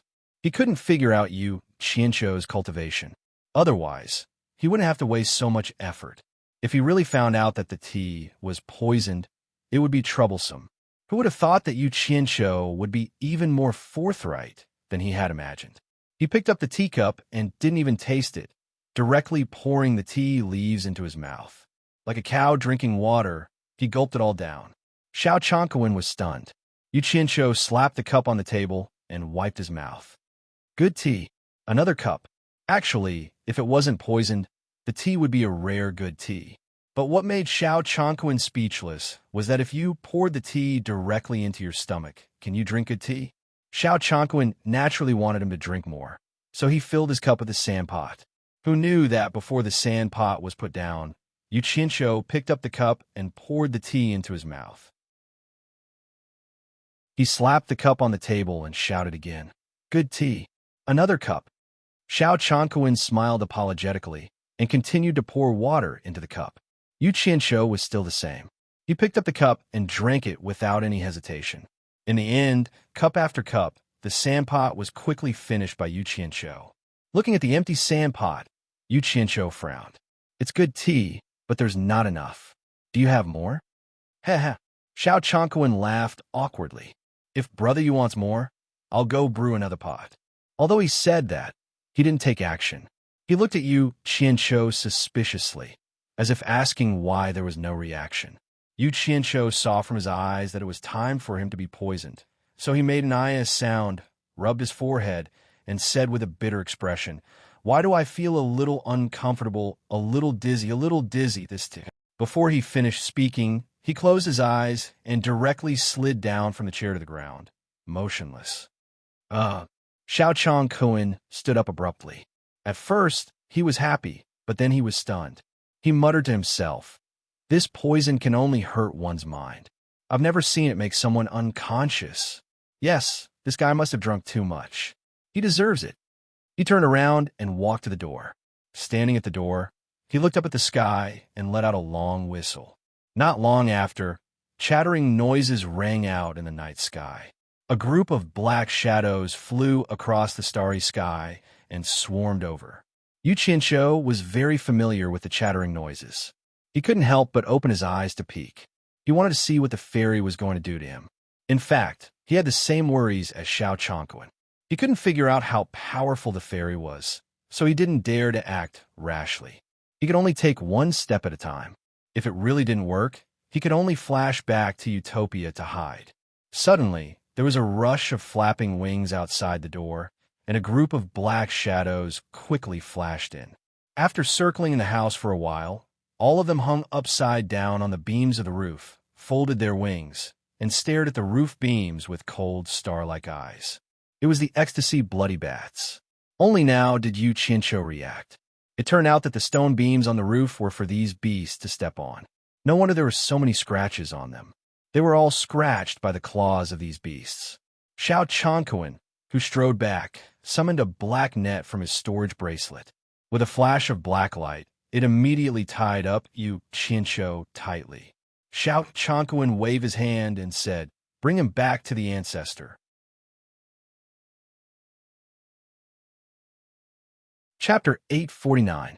When Yu Qianzhou heard that, he immediately felt depressed. There's also an ancestor? There's a super old monster behind this guy?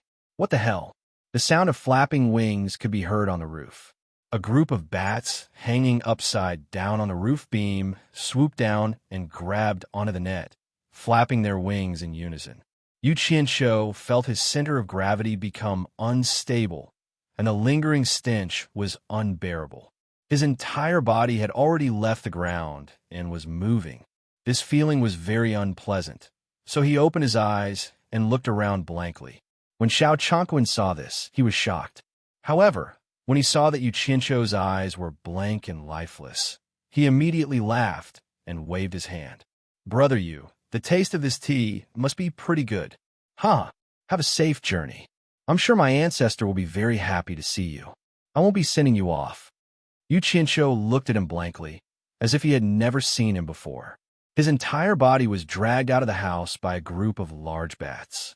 He looked at himself, getting further and further away from the building at the top of the mountain. Xiao Chongquan was still standing outside the house and waving at him with a smile. "Dog, don't be happy too early. There will be a time for you to cry."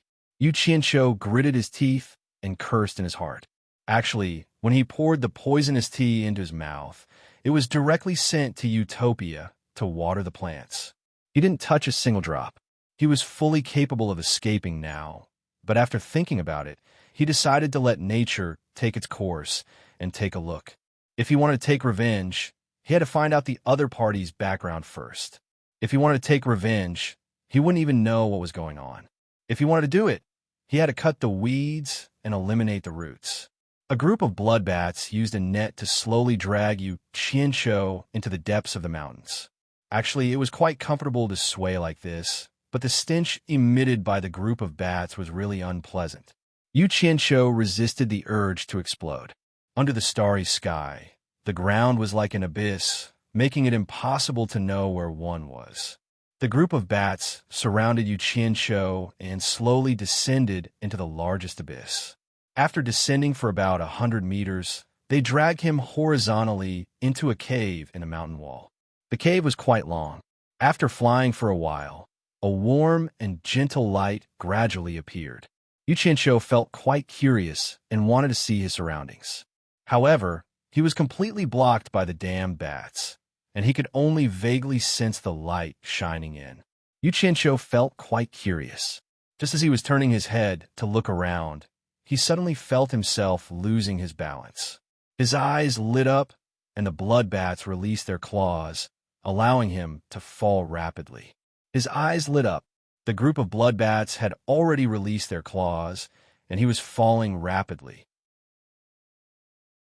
Before he could react, he heard a bang sound. Yu Qianshou was in a daze, and his face was twitching. He could only watch as the group of bats flew back the way they came. Soon, he was attracted by the environment he was in. This was a huge palace, and it was a rare jade palace. Everywhere was smooth and white jade, and there were all kinds of jade carvings. There was even a milky white luminous pearl that was the size of 2 fists hanging on top of the palace. The gentle light was reflected in every corner of the jade palace, and it was very beautiful. The entire jade palace was integrated, and it should be a jade palace that was directly excavated from a large jade vein. Such a luxurious scene made Yu Qianshou secretly exclaim in admiration. This was really a good place. As he was looking around, his eyes suddenly froze, and his pupils suddenly shrank. On the 9-step high platform in the main hall, there was a thick jade couch, and on it sat a man in a green robe with his eyes closed. He had green hair, green eyebrows, and a green mustache. He had a protruding mouth and monkey cheeks. Needless to say, this person must be Xiao Chongquan's ancestor. Yu Qianshou pondered for a while, and just as he was considering whether to leave, he suddenly saw the man on the jade couch open his eyes.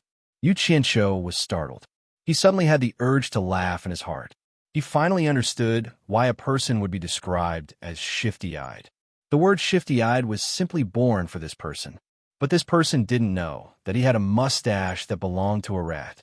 However, his pair of small eyes that were rolling around were still quite spirited. Another one.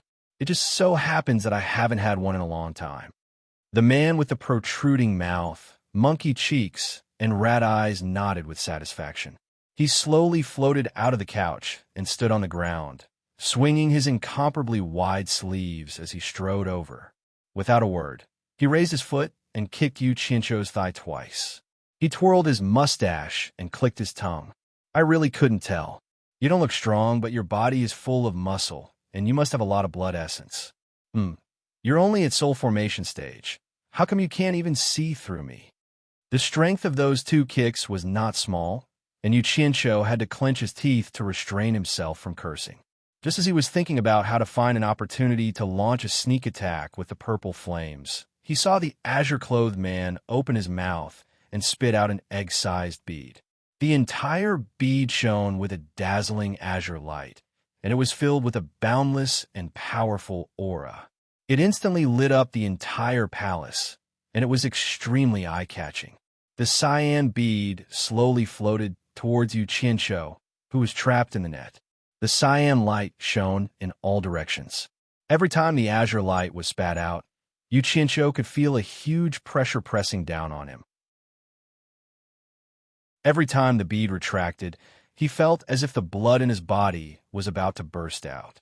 The azure bead slowly moved along the surface of Yu Qianqiu's body.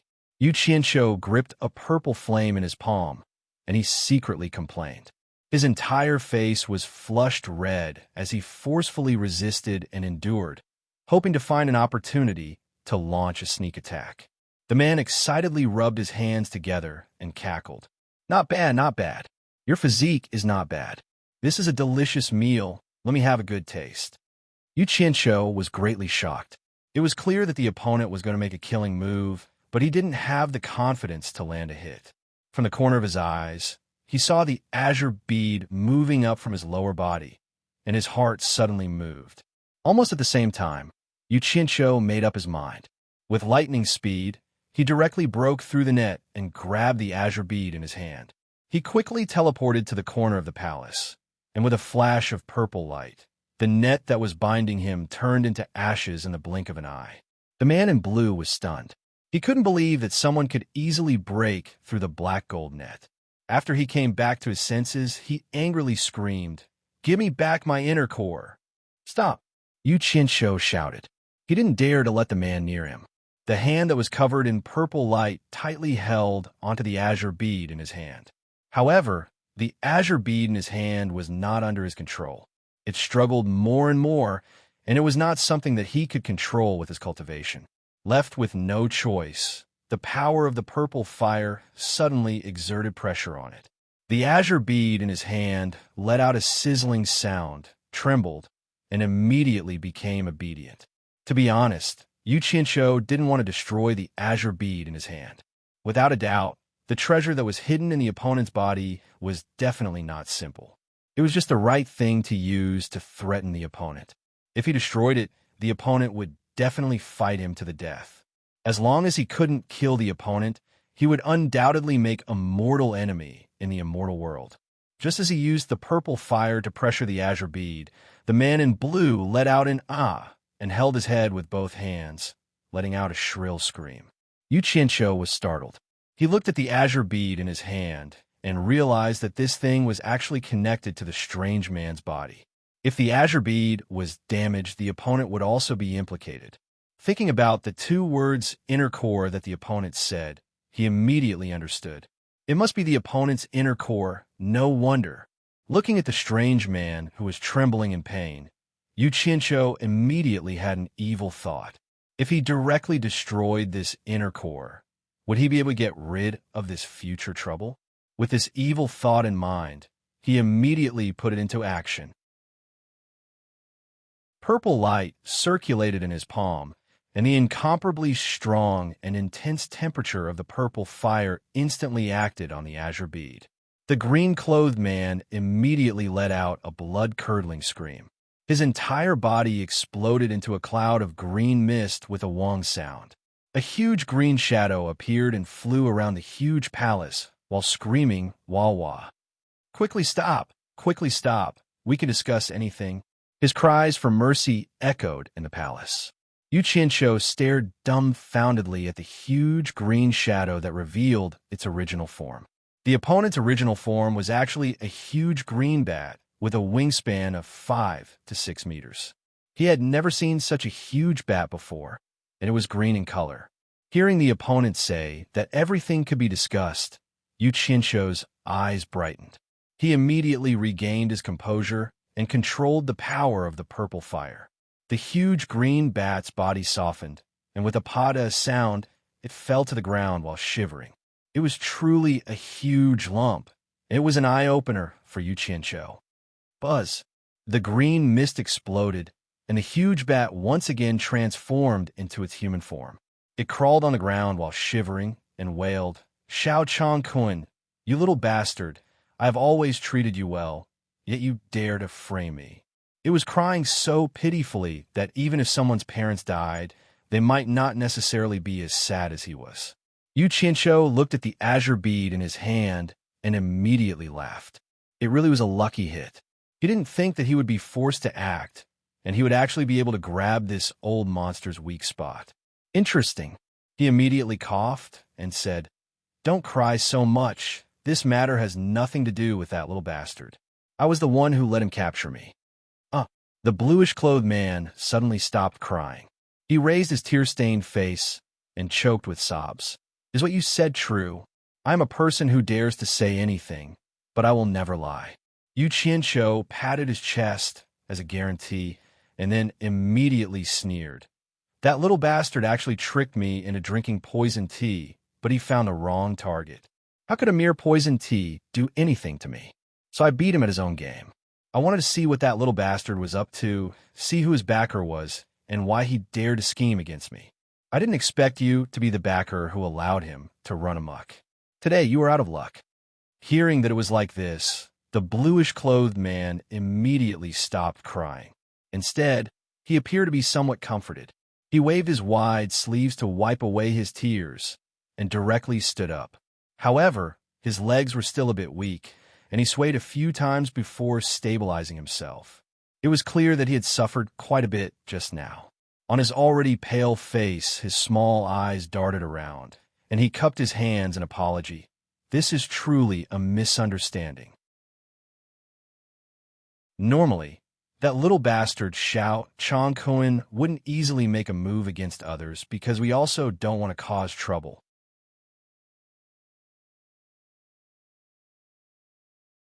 Chapter 850. According to what you're saying, I was the one who started the trouble? Yu Qianqiu looked at the green bead, trapped by the purple flames, with malicious intent. The azure-clothed man jumped in fright and waved his hand in panic. No, it must be that little bastard's brain that's running amok. I'll definitely take care of him after this. Yu Qianqiu snorted. "What does it have to do with me, whether you take care of him or not? What I want to ask is, there's no enmity between us, so why did you try to kill me?" The azure-clothed man was speechless. How could he explain this clearly? "Since you were sent here, I naturally had to kill you." After dawdling for a while, he smiled awkwardly. "May I know your name and which sect in the celestial world you're from?" "I'm Wei Chunxiu, and I have some acquaintances in the celestial world. Perhaps I know your sect's elders. Don't try to make connections. It's useless." Yu Qianqiu waved his hand and interrupted. "I'm a wandering cultivator without a sect, so I definitely have no relationship with you. Right now, your inner core is in my hands. I only need a thought to completely destroy it. Tell me, how are you going to settle the debt of killing me?" The azure-clothed man's eyes darted around, and he let out a sigh of relief. The meaning behind the other's words was very clear. There was a lot of room for negotiation, so the result wouldn't be too bad. He paused and probed. "You didn't lose anything after all, but my cultivation was damaged. How about this? We'll let this matter go. You return my inner core to me, and we'll pretend nothing happened. We won't pursue this matter. What do you think?" Yu Qianqiu immediately sneered. "You're really dreaming. Do you really think I'm made of clay? You'll tell me after you're done playing with me. You must be joking. Damn it. I was brought here by a group of stinky bats and almost lost my life. Who's going to pay for my mental damage?" The azure-clothed man really didn't understand Yu Qianqiu. Now that he had the upper hand, he wouldn't let this matter go if he didn't get the most out of it. Even if he wanted to give up, he couldn't leave behind an enemy to cause trouble in the future. Compensation for mental damage? The azure-clothed man muttered to himself. He thought for a long time before weakly asking, "If you want money, why don't you just tell me a number? Talking about money is too vulgar. Do you think I'm someone who needs money?" Yu Qianqiu said disdainfully. The green-clothed man was stunned. "Then what does this compensation for mental damage refer to?" Yu Qianqiu stared at the green bead trapped in the purple flames in his hand and said indifferently, "Compensation for mental damage. I mean a price that will compensate me for my fright. The man in green scratched his head. He couldn't figure it out. He also felt a lingering fear from Qing Zhu's gaze on the inner core in his hand. It's good that you believe me. Wei Chuanxiu nodded in satisfaction. Return the inner core to me. As long as it's within my capabilities, I will agree to it. I won't go back on my words. He thought that his name was worth something, but who would have thought that Yu Qianqiu wouldn't buy it? He raised his eyebrows and stared at the Niden in his hand. If you take it back and then come back to kill me, then I won't have anything to rely on. That's too unfair for me. I have a good idea. Not only can you get your inner core back, but I can also get the compensation I want for my mental loss. What idea? Tell me. Wei Chuanxiu's eyebrows twitched. He had a feeling that the other party's idea wouldn't be a good one. I'm just saying, I don't need you to agree. Don't be rash. If I get nervous and destroy your inner core, then I'm sorry. Yu Qianqiu first gave him a warning so that he would be mentally prepared. He then plucked up his courage and said, actually, it's not a big deal. I just want to borrow 100 years of your time as compensation. Borrow 100 years? Wei Chuanqiu's eyes flickered. What do you mean? Explain it clearly. Cough, cough. Yu Qianqiu coughed twice and curled his lips. Very simple. You serve me for 100 years. After 100 years, I will return your inner core to you. Wei Chuanqiu's eyes widened and he raged. Bullsh asterisk T. You want to enslave me for 100 years? He seemed to be willing to fight. Don't be rash. Yu Qianqiu shouted. He raised the inner core that was surrounded by purple flames and said, I'm warning you. If I accidentally destroy it, don't regret it. You? Wei Chuanqiu stomped his feet in anger and said, Brat, you're courting death. You dare threaten me. Damn it. There's no such thing as a free lunch in this world. Yu Qianqiu's temper flared. The purple light in his hand shone brightly, and he raised his eyebrows. I'm threatening you. What can you do to me? Wei Chuanqiu was so angry that he started yelling. He pointed his finger and shouted, If worst comes to worst, I'll lose a lot of my cultivation today. I don't want to be bullied by you. F*CKU. You attacked first. You think you're in the right? I don't want to be bullied by you. Yu Qianqiu's mouth was fast, but his hands were even faster. He immediately attacked. The purple light in his hand immediately wrapped around the shining green inner core and started to twist. Wei Chuanqiu held his head and screamed. With a wong sound, the green mist exploded. A huge and ferocious-looking green-winged bat immediately flew around the palace. As if it was on fire, it screamed and begged for mercy. Stop, stop. We can talk about it. We can talk about it. Bastard. You refuse a toast, only to be forced to drink a forfeit. Yu Qianqiu angrily controlled the power of the purple flames. With a pata sound, the huge green bat directly fell to the ground. At this time, Zhang Shurha's bloody mouth continuously cried out, I'm dying of discomfort. I, your father, have had 8 lifetimes of bad luck. Why did I have to go into seclusion to cultivate this 10,000 demons heart sutra? If I didn't form this broken Dan, how could I have suffered like this? With a buzz sound, the green mist exploded. Wei Chuanqiu, who was crawling on the ground, staggered to his feet. Not only did his face become even paler, he was swaying back and forth on the spot.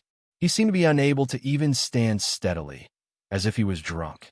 It could be seen that the damage to his inner core had a great impact on him. However, while he was swaying, he didn't forget to wave at Yu Qianqiu and said, Kid, don't mess around anymore. We could talk about it. If you do it again, my cultivation will fall below the early Immortal Emperor stage. If that really happens, even if I'm beaten back to my original form, I'll still kill you. Yu Qianqiu coldly snorted and said, I'm much more polite than you are. If you don't act recklessly, I naturally won't act recklessly. The purple light in his hand disappeared along with the shining cyan inner core in his hand. Wei Chuanqiu suddenly realized that he had lost contact with the inner core. He suddenly looked around and said anxiously, My inner core, where did you take it? Get back to me. Don't worry. I've kept it in a very safe place. Other than me, no one else can find it. Yu Qianqiu said disapprovingly. Actually, he didn't dare to keep the inner core in his hand. His opponent's cultivation was too high for him. It was very possible that his opponent would accidentally take it away. Wei Chunqiu looked at his body and heaved a sigh of relief. If his inner core was destroyed, not only would his cultivation fall, he would also be beaten back to his original form. Now that he was still standing here, it meant that the inner core was indeed safe and sound. However, the strange thing was that he couldn't sense the location of the inner core at such a close distance. Logically speaking, it was impossible. This was really strange.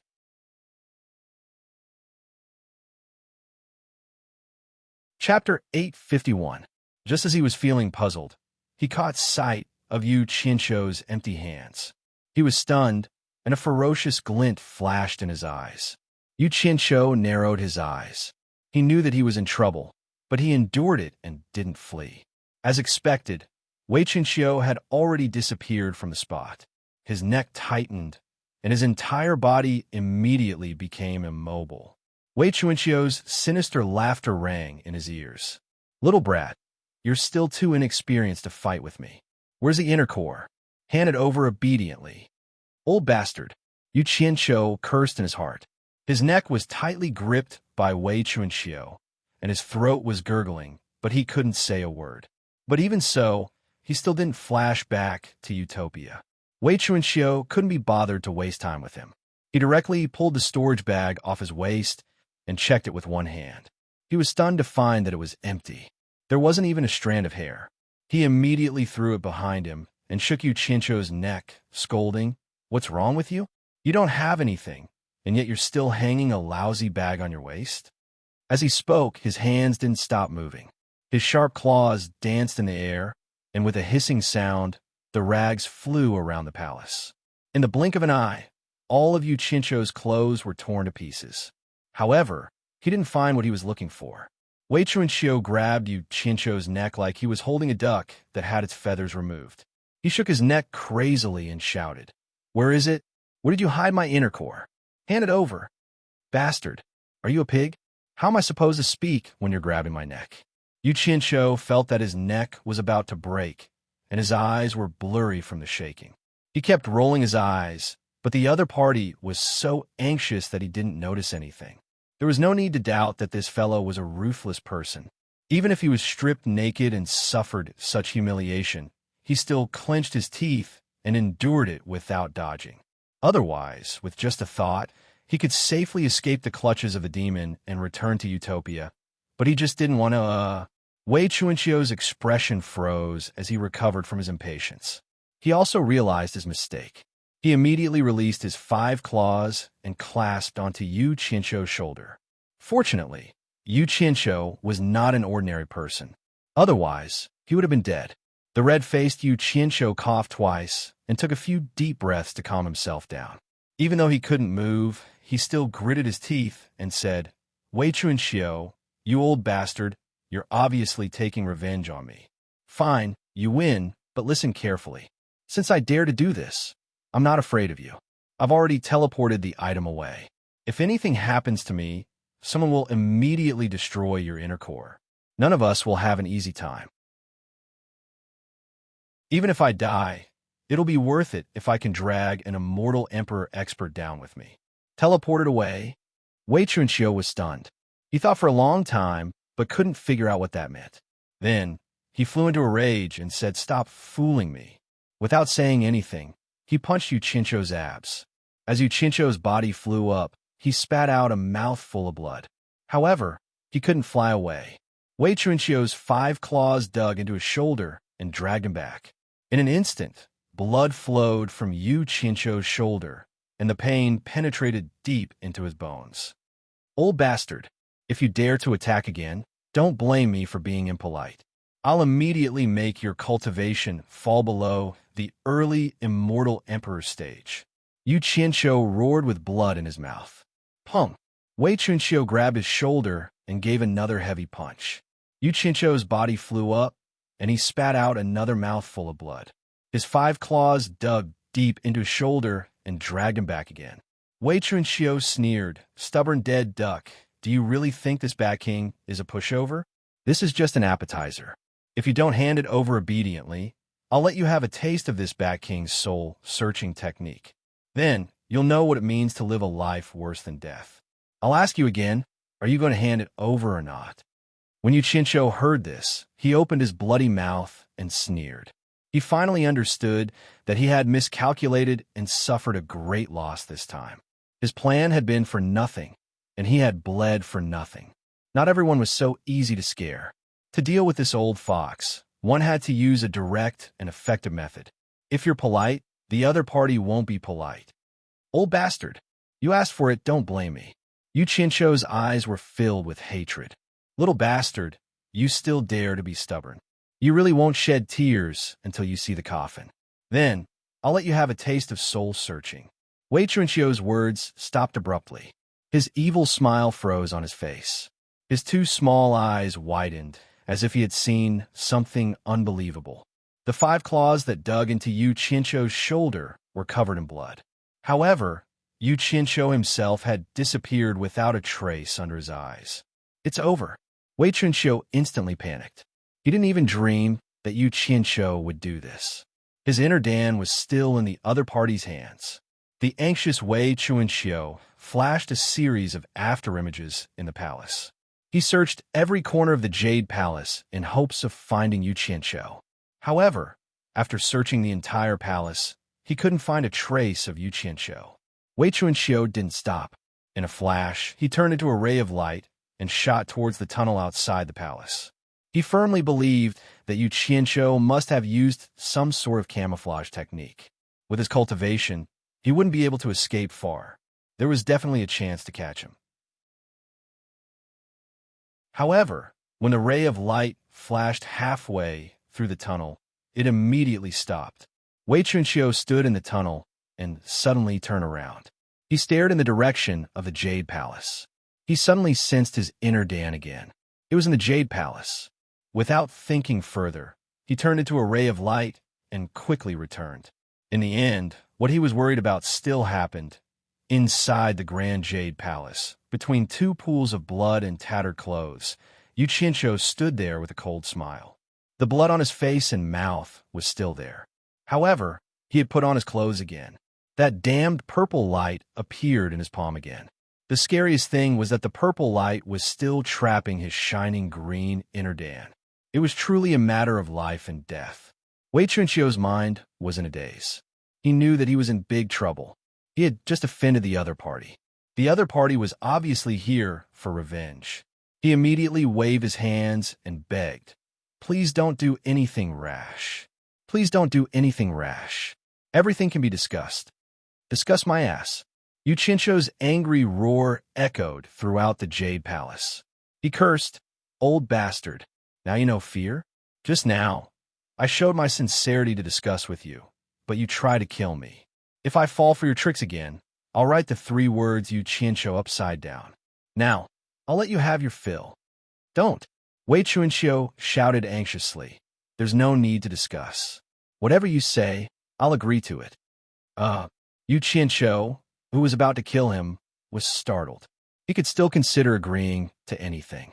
He squinted his eyes and said, "No matter what I say, you'll really agree to it." Wei Chunxio looked at the purple light in Yuchincho's palm. He nodded and said, "You're Yuchincho, right? As long as it's not too excessive, I'll agree to it." "You bastard, you actually lowered your standard again. Are your words bullsh asterisk T?" Yuchincho roared. "I want to beat you up now to vent my anger. Do you agree?" The purple light in his hand suddenly increased. Wei Chunxio was so frightened that he said, "Yes, I agree. Bastard." Yuchincho put away the purple fire and inner core. He rolled up his sleeves and strode forward. He pointed at the frightened Wei Chunxio and shouted, "You're not allowed to dodge. You're not allowed to use your cultivation to resist. Otherwise, I'll make you wish you were dead." While Wei Chunxio was dumbfounded, Yuchincho took a few steps forward. His 2 fists were covered with a thick golden armor, and it was the kind of golden armor that was covered with teeth nails.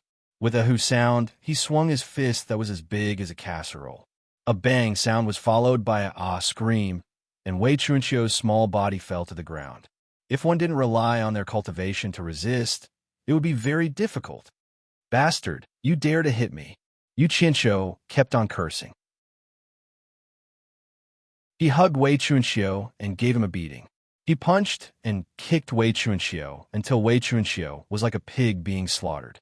Yu Qianqiu wouldn't be able to vent his anger if he didn't beat him to his heart's content. He remembered that he was stripped naked by this old man before. He pounced on Wei Chunqiu and tore at him. In the blink of an eye, he stripped Wei Chunqiu naked. Wei Chunqiu was worthy of being an old monster. His skin was really thick.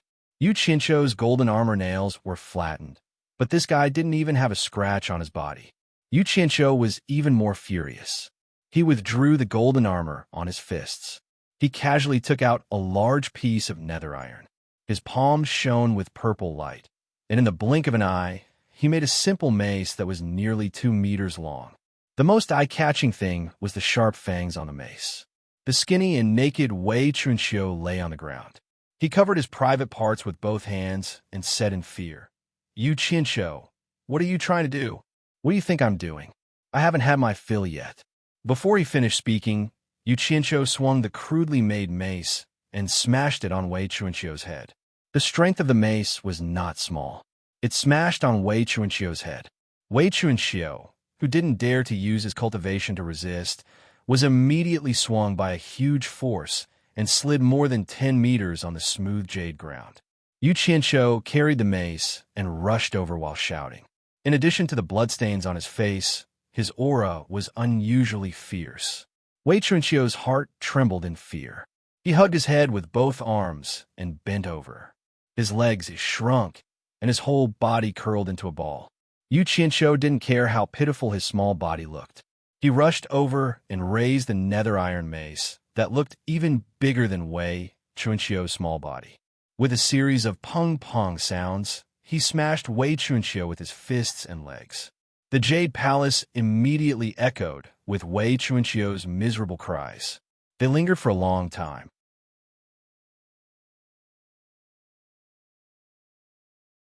Chapter 852. At his level of cultivation, his body was already extraordinary. Even if he didn't use his cultivation to resist, ordinary things wouldn't be able to hurt him. But if he didn't use his cultivation to resist, he would still feel the pain. After all, he wasn't a dead person. What's more, Yu Qianqiu was also a cultivator, so he didn't hold back when he beat him. Plus, the dark steel mace was quite sturdy, so Wei Chunqiu's fate could be imagined. After a long time, the wailing and howling in the Jade Palace stopped. Wei Chunqiu, whose hair was as messy as weeds, was naked in a corner of the Jade Palace. He covered his private parts with his hands and weakly raised his bruised and swollen head to peek. The dark steel mace was already deformed. Yu Qianqiu held it and panted slightly. He had finally vented the anger in his heart. He hadn't felt so good in a long time. He felt a lot more relaxed. He twisted his neck, stared at Wei Chunqiu, and said in an unquestionable tone, "Serve me for 100 years. After 100 years, I'll return the inner core to you. Of course, if you perform well, I might return it after a decade or two. What do you think?" Wei Chunqiu curled up in a corner and said with infinite resentment, "Do I have a choice?" "No." Yu Qianqiu immediately rejected the idea. Then, he swung the deformed mace in his hand, and it flew to the other side of the palace with a clanking sound. He clapped his hands and said, "You hit me before, and I hit you now. Our previous grievances are written off. In the next 100 years, we'll get along well and work together."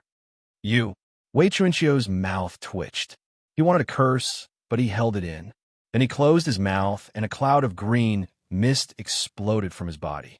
When the mist dissipated, he changed into a new set of clothes, and the bruises on his face disappeared. After getting up, he looked around and found that the jade floor of the Jade Palace was a mess. There were potholes everywhere, and all kinds of jade sculptures had fallen. It was really unsightly. Bat King Wei, you really know how to find a place. You actually opened up such a luxurious place to cultivate. Yu Qianqiu looked around and praised. He seemed to have written off all the grievances from before, as if the destruction of this place had nothing to do with him. Wei Chuanxiu's face was originally filled with resentment, but his expression changed when he heard this. He slowly shook his head and sighed. I didn't create this place. I discovered it by accident. This place is the cultivation place of the peerless master, Tai Shu Zheng. It's a pity that we've ruined it. It's really disrespectful. Peerless expert Tai Shu Zheng. Yu Qianqiu was startled. He racked his brains for a moment, but he didn't seem to have heard of such a person before. He couldn't help asking suspiciously. A person who can be called a peerless expert shouldn't be a nameless person. How come I've never heard of such a person? That's because you're ignorant. Wei Chuanxiu was halfway through his words when he immediately remembered that Tai Shu was pinching his sore spot. He couldn't afford to offend this guy now, so he immediately changed his words. It's normal that you haven't heard of him. This person became famous earlier than Immortal Emperor Jin Tai. Well, he shocked the three realms. Immortal Emperor Jin Tai was still nowhere to be found. I guess there aren't many people in the younger generation who know of Tai Shu Zheng. Became famous earlier than Immortal Emperor Jin Tai? Yu Qianqiu was slightly shocked. He looked around the huge Jade palace, and after careful observation, he found that there was a faint sense of vicissitudes. He asked in disbelief, why have I never heard of such a person? Could it be that he has already gone to the legendary god realm? No. Wei Chuanxiu shook his head and sighed with admiration on his face. It said that with his cultivation, he was qualified to ascend to the god realm. However, he was killed by someone. Yu Qianqiu was stunned when he heard this. He was stunned and said his cultivation was high enough to ascend to the god realm, but he was killed by someone. Oh my god, who would have such an ability? Could it be that someone from the god realm did it? Wei Chuanxiu shook his head again and turned to walk up to the 9-tiered high platform. After he got on the high platform, he bent down and touched the thick and simple jade couch. He said slowly, that is a story that has been sealed for countless years. I'm not sure what exactly happened. A long time ago, there was a peerless expert among the demon cultivators who shocked the three realms. He was called the ancestor of all demons by the demon cultivators. This person was Tai Shu Zheng. Rumor has it that just as Tai Shu Zheng was about to ascend to the god realm, another peerless genius appeared in the diabolism. It was this peerless genius that destroyed Tai Shu Zheng's hope of ascending to the god realm. The demon god, Yu Qianqiu exclaimed when he heard this. He subconsciously thought of the demon god. Who else could be called the peerless genius of the diabolism other than the demon god? Yu Qianqiu cried out, could it be that the demon god killed the ancestor of all demons, Tai Shu Zheng? Wei Chuanqiu touched the jade couch and nodded. That's right, it was the demon god. Then, he turned around and slowly sat on the couch. He stared at Yu Qianqiu and said, in fact, the demon god wasn't called the demon god before he fought with Tai Shu Zheng. It was because he defeated Tai Shu Zheng that he gained the right to ascend to the god realm. Later on, people called him the demon god. Before that, the demon god's name in the three realms was Yi. Yi? The demon god's name was Yi. What a strange name. Yu Qianqiu touched his chin and pondered for a while. He asked suspiciously, since Tai Shu Zheng's cultivation level was high enough to ascend to the god realm, and the demon god was able to defeat Tai Shu Zheng, it meant that he also had the ability to ascend to the god realm. But why did you say that he defeated Tai Shu Zheng to gain the right to ascend to the god realm and become the demon god? Wei Chuanqiu twirled his mustache and said in a low voice, this happened too long ago, so there's no way to verify it. However, there are two legends that point out that the demon god defeated Tai Shu Zheng to gain the right to ascend to the god realm. Seeing that Zhang Xian had stopped, Yu Qianqiu anxiously scratched his ear and urged, hurry up and finish your story. Which two legends? Tell me, so that I can broaden my horizons. In fact, he was very interested in the demon god. One should know that Yin Juexing, whose life or death was unknown, had always been a shadow in his heart. The terrifying demon god was Yin Juexing's backer, so he was eager to know everything about the demon god.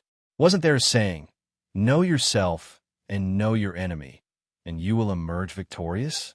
That was what Yu Qianqiu thought. It was better to be prepared than to know nothing. Many people know about the first theory, but I heard about the second theory from an old senior. I'm afraid there aren't many people who know about it.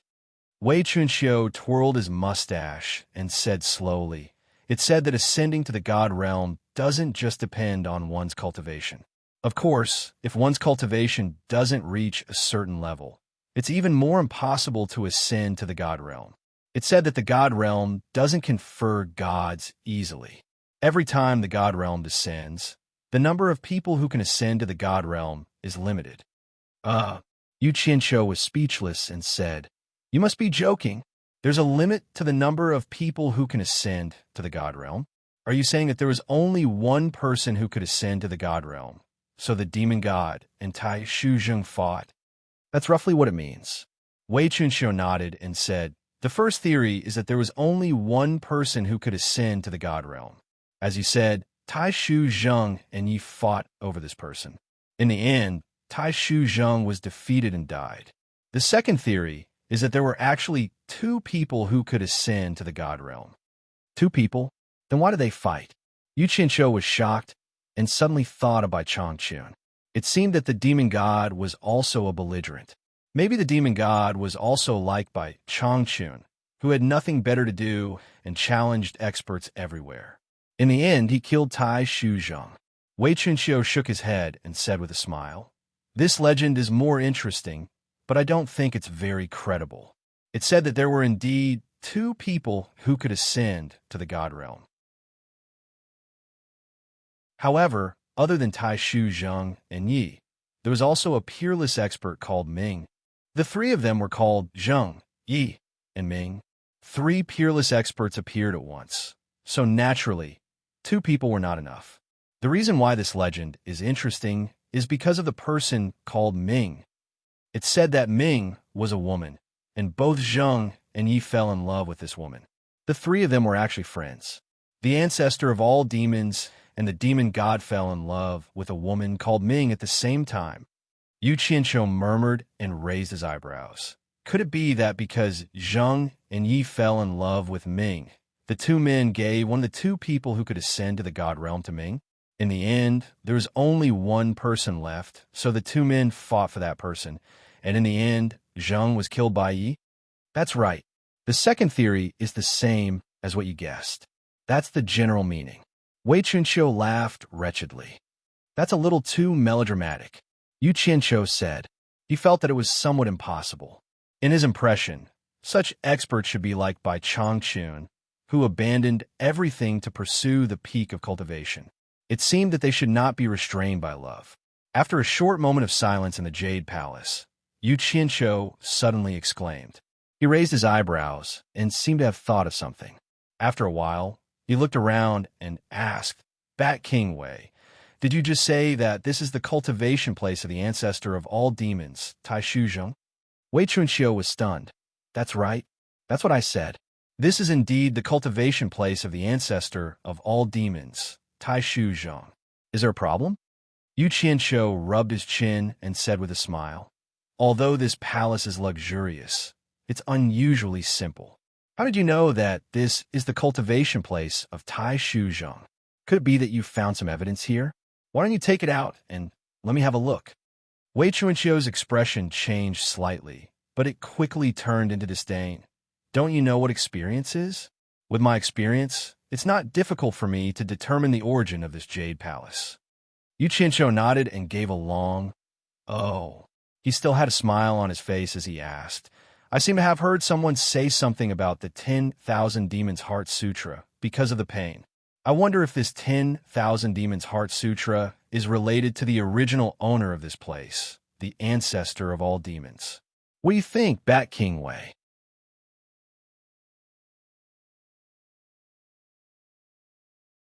Chapter 853. Wei Chunqiu's expression did not change as he revealed a look of disdain. He said disdainfully, "You really dare to think. If the 10,000 Fiend Heart Sutra that I cultivated was related to the 10,000 Fiend ancestor, would I have ended up like this?" Although Wei Chunqiu's words made sense, how could Yu Qianqiu be so easily fooled? He had clearly heard Wei Chunxiu pounding the ground and howling that he shouldn't have gone into closed-door cultivation to cultivate the 10,000 Demons Heart Sutra. This meant that Wei Chunxiu had not cultivated the 10,000 Demons Heart Sutra before going into closed-door cultivation. Moreover, how could cultivating the Myriad Demon Heart Sutra in the Myriad Demon Ancestors' place be a coincidence? Bat King Wei's words make sense.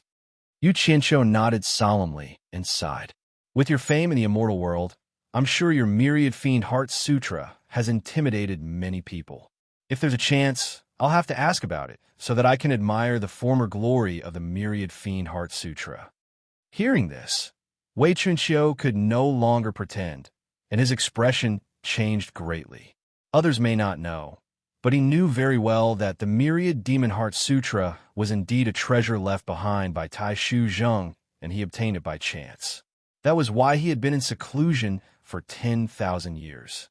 It was only because the Myriad Demon's Heart Sutra was suitable for demons to cultivate, and he himself was a descendant of primordial beasts. Now, he was even ranked among the ranks of immortal beasts. Although he was closely related to demons, there was still a huge difference between him and demons.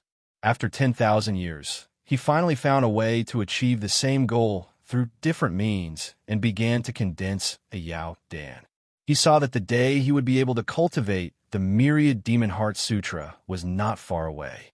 Who would have thought that he would run into Yu Qianqiu, the jinx at this time? Yu Qianqiu actually snatched away the inner core that he had painstakingly refined. The meaning of Yu Qianqiu's words was very clear. He was clearly threatening him. Once the secret that he possessed the Myriad Demon Heart Sutra was revealed, most people might not know what the Myriad Demon Heart Sutra was, but some of the old fellows in the immortal world would definitely have heard of it, especially immortal Emperor Jin Tai. One must know that the cultivation method of the ancestor of all demons, Taishu Zheng, was definitely a peerless cultivation method. Based on immortal Emperor Jin Tai's character, he would definitely not tolerate the appearance of someone who challenged his authority. Once the secret of the 10,000 Demon Heart Sutra was leaked, immortal Emperor Jin Tai would definitely not let him off. At that time, it would be the day of his death. At this moment, Wei Chunqiu's pupils constricted, and a strong, killing intent brewed in his heart. However, on second thought, his inner core was controlled by Yu Qianqiu.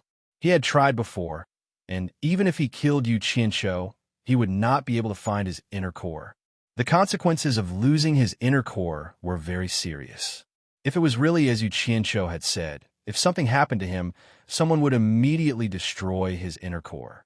Then, he would completely degenerate into a ferocious beast with no intelligence. He could not afford to take this risk. Yu Qianqiu, what do you want? Wei Chunxiu stood solemnly, and with a gloomy expression, he gritted his teeth and said, I have agreed to serve you for 100 years. It is already very difficult. Don't be greedy and go too far. Yu Qianqiu shook his head and smiled. He slowly walked towards the high platform and sat on the jade couch.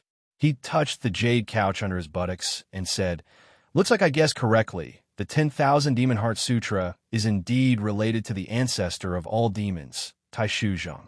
Wei Chunxiu tilted his head and looked at him, his small eyes flashing with a gloomy light. So what? Do you want the 10,000 Demon Heart Sutra? That is impossible.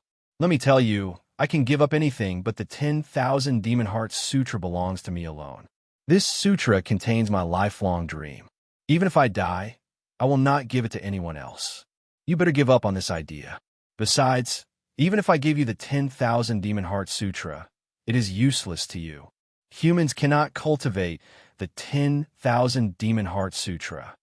When Yu Qianqiu heard this, he fell into silence. It was just as Wei Chunxiu said, he indeed wanted the 10,000 Demon Heart Sutra.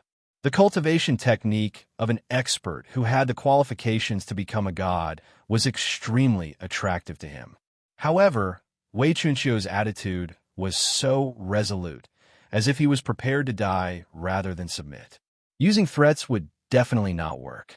Moreover, if it was really as Wei Chunqiu said, that he was unable to cultivate the 10,000 Demon Heart Sutra, Even if he put in all his effort to obtain it, the price would not be small.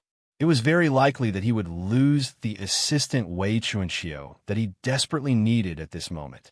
That King Wei, you are thinking too much. Yu Qianqiu slowly said, the reason why I am concerned about the 10,000 Demon Heart Sutra is not because I want to obtain your 10,000 Demon Heart Sutra. You can rest assured about this. I just want you to do me a favor. Wei Chunqiu asked suspiciously, what favor? Yu Qianqiu's eyes instantly lit up. He said in a cadence, if there is a chance, I will introduce a disciple to you. Please teach her the 10,000 Demon Heart Sutra. As for the speed of teaching, I will leave it to you. I will definitely not force you. However, you must promise me one thing. Before the 100 years are up, you must at least let her have the ability to protect herself when she encounters an expert below the Immortal Emperor stage. This is my only request, and it is also a request that you must promise me. Otherwise, I don't care if you want to live or die. I guarantee that you will not live past today. That King Wei, can you promise me this? This. Wei Chunqiu hesitated with some difficulty. It was difficult for him to make a decision. Seeing his hesitation, Yu Qianqiu's eyes flashed as he continued.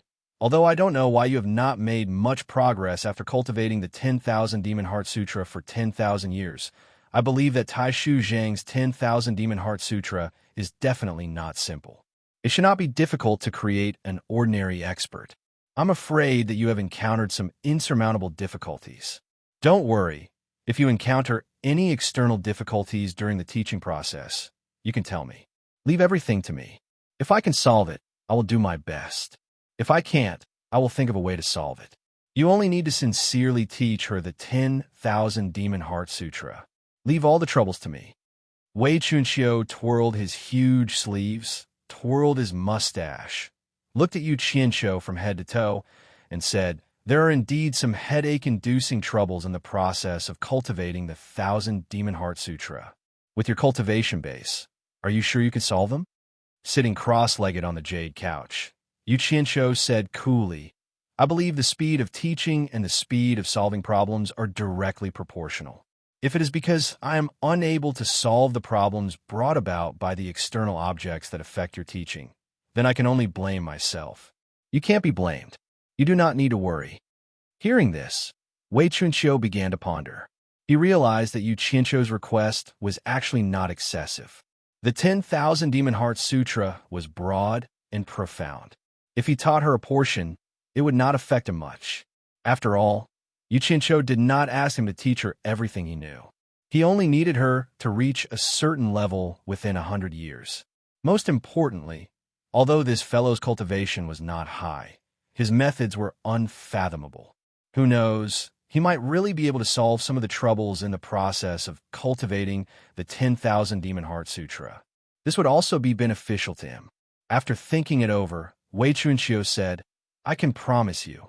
However, what if you do not return my inner core after this, or leak out the secret that I possess the 10,000 Demon Heart Sutra? You have a handle on me, but I have no way to deal with you. Words have no proof. How do you expect me to believe you? That's easy. I'll just give you a handle on me to put you at ease. As soon as Yu Qianqiu finished speaking, he stood up in a flash. His eyes that were staring at Wei Chunqiu suddenly lit up with two purple flames. At this moment, a purple flame suddenly burst out from Yu Qianqiu's body. A majestic and powerful energy violently burst out. The terrifying temperature that could incinerate everything was emitted. The raging purple flames shook people's hearts. The purple brilliance was magnificent and magnificent. Yu Qianqiu quietly stood on the jade couch. His body was surrounded by the purple flames. He was like an evil god as he coldly stared at Wei Chunqiu. He carefully controlled the majestic power of the purple flames. Otherwise, the Jade Palace would instantly become an underground ruin.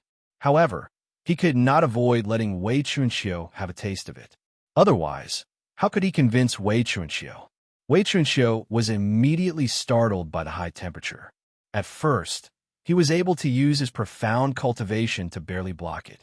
However, when the terrifying temperature truly pressed down on him, he immediately let out an "Ah," and dodged far away. Dumbfounded, he pointed at Yu Qianqiu and stammered, could this be the purple flames? When Yu Qianqiu was controlling his inner core, he did not recognize what it was. However, at this moment, when the terrifying purple flames appeared, he immediately recognized it. To Wei Chunqiu's knowledge, besides the purple flames, there was nothing else that could imitate such a terrifying purple flame.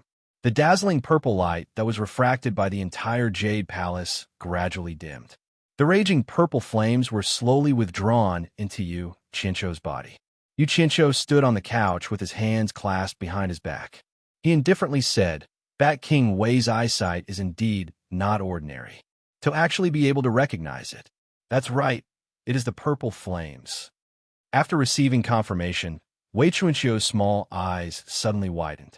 He exclaimed from a distance away from Yu Qianqiu, "How? Is this possible? How could you possibly hide the purple flames in your body?" "Hee. Bat King doesn't need to worry about this." Yu Qianqiu teleported in front of Wei Chunqiu. Facing him, he smiled and asked, "Apart from me, the only one who knows the secret of the purple flames in my body is you. Once this news gets out, I'm sure Immortal Emperor Jade won't let me off. With such a big weakness given to Bat King, I'm sure Bat King now feels safe. I wonder if Bat King still has any doubts?" Wei Chunqiu let out a breath of cold air. He slowly shook his head and said, "Unbelievable, truly unbelievable. I've only heard of people using magical treasures to contain purple flames, but I've never heard of anyone storing purple flames in their body. As expected, there is always someone better out there. I've finally seen it. Falling into your hands today is not an injustice. Since you're so sincere, what else do I have to say? Good, I promise you." Hee. Bat King is straightforward. This is the attitude that a cooperation should have. Yu Qianqiu laughed happily. Wei Chunqiu immediately rolled his eyes. "Is this considered a cooperation? You're clearly blackmailing me into helping you." The corner of his mouth twitched. Suddenly, he curiously asked, "Who is the disciple you want to introduce to me? Is it worth it for you to divulge such an important secret that endangers your own safety?"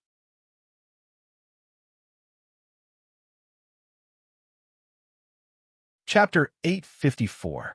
Yu Qianqiu's eyes, which had been fostered by scheming all day long, showed a hint of gentleness, and a faint smile appeared on his face.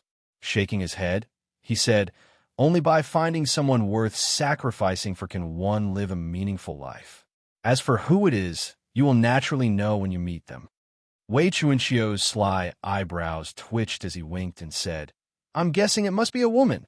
Looking at his appearance, it seemed he had completely forgotten about the miserable state he had been in when he was beaten.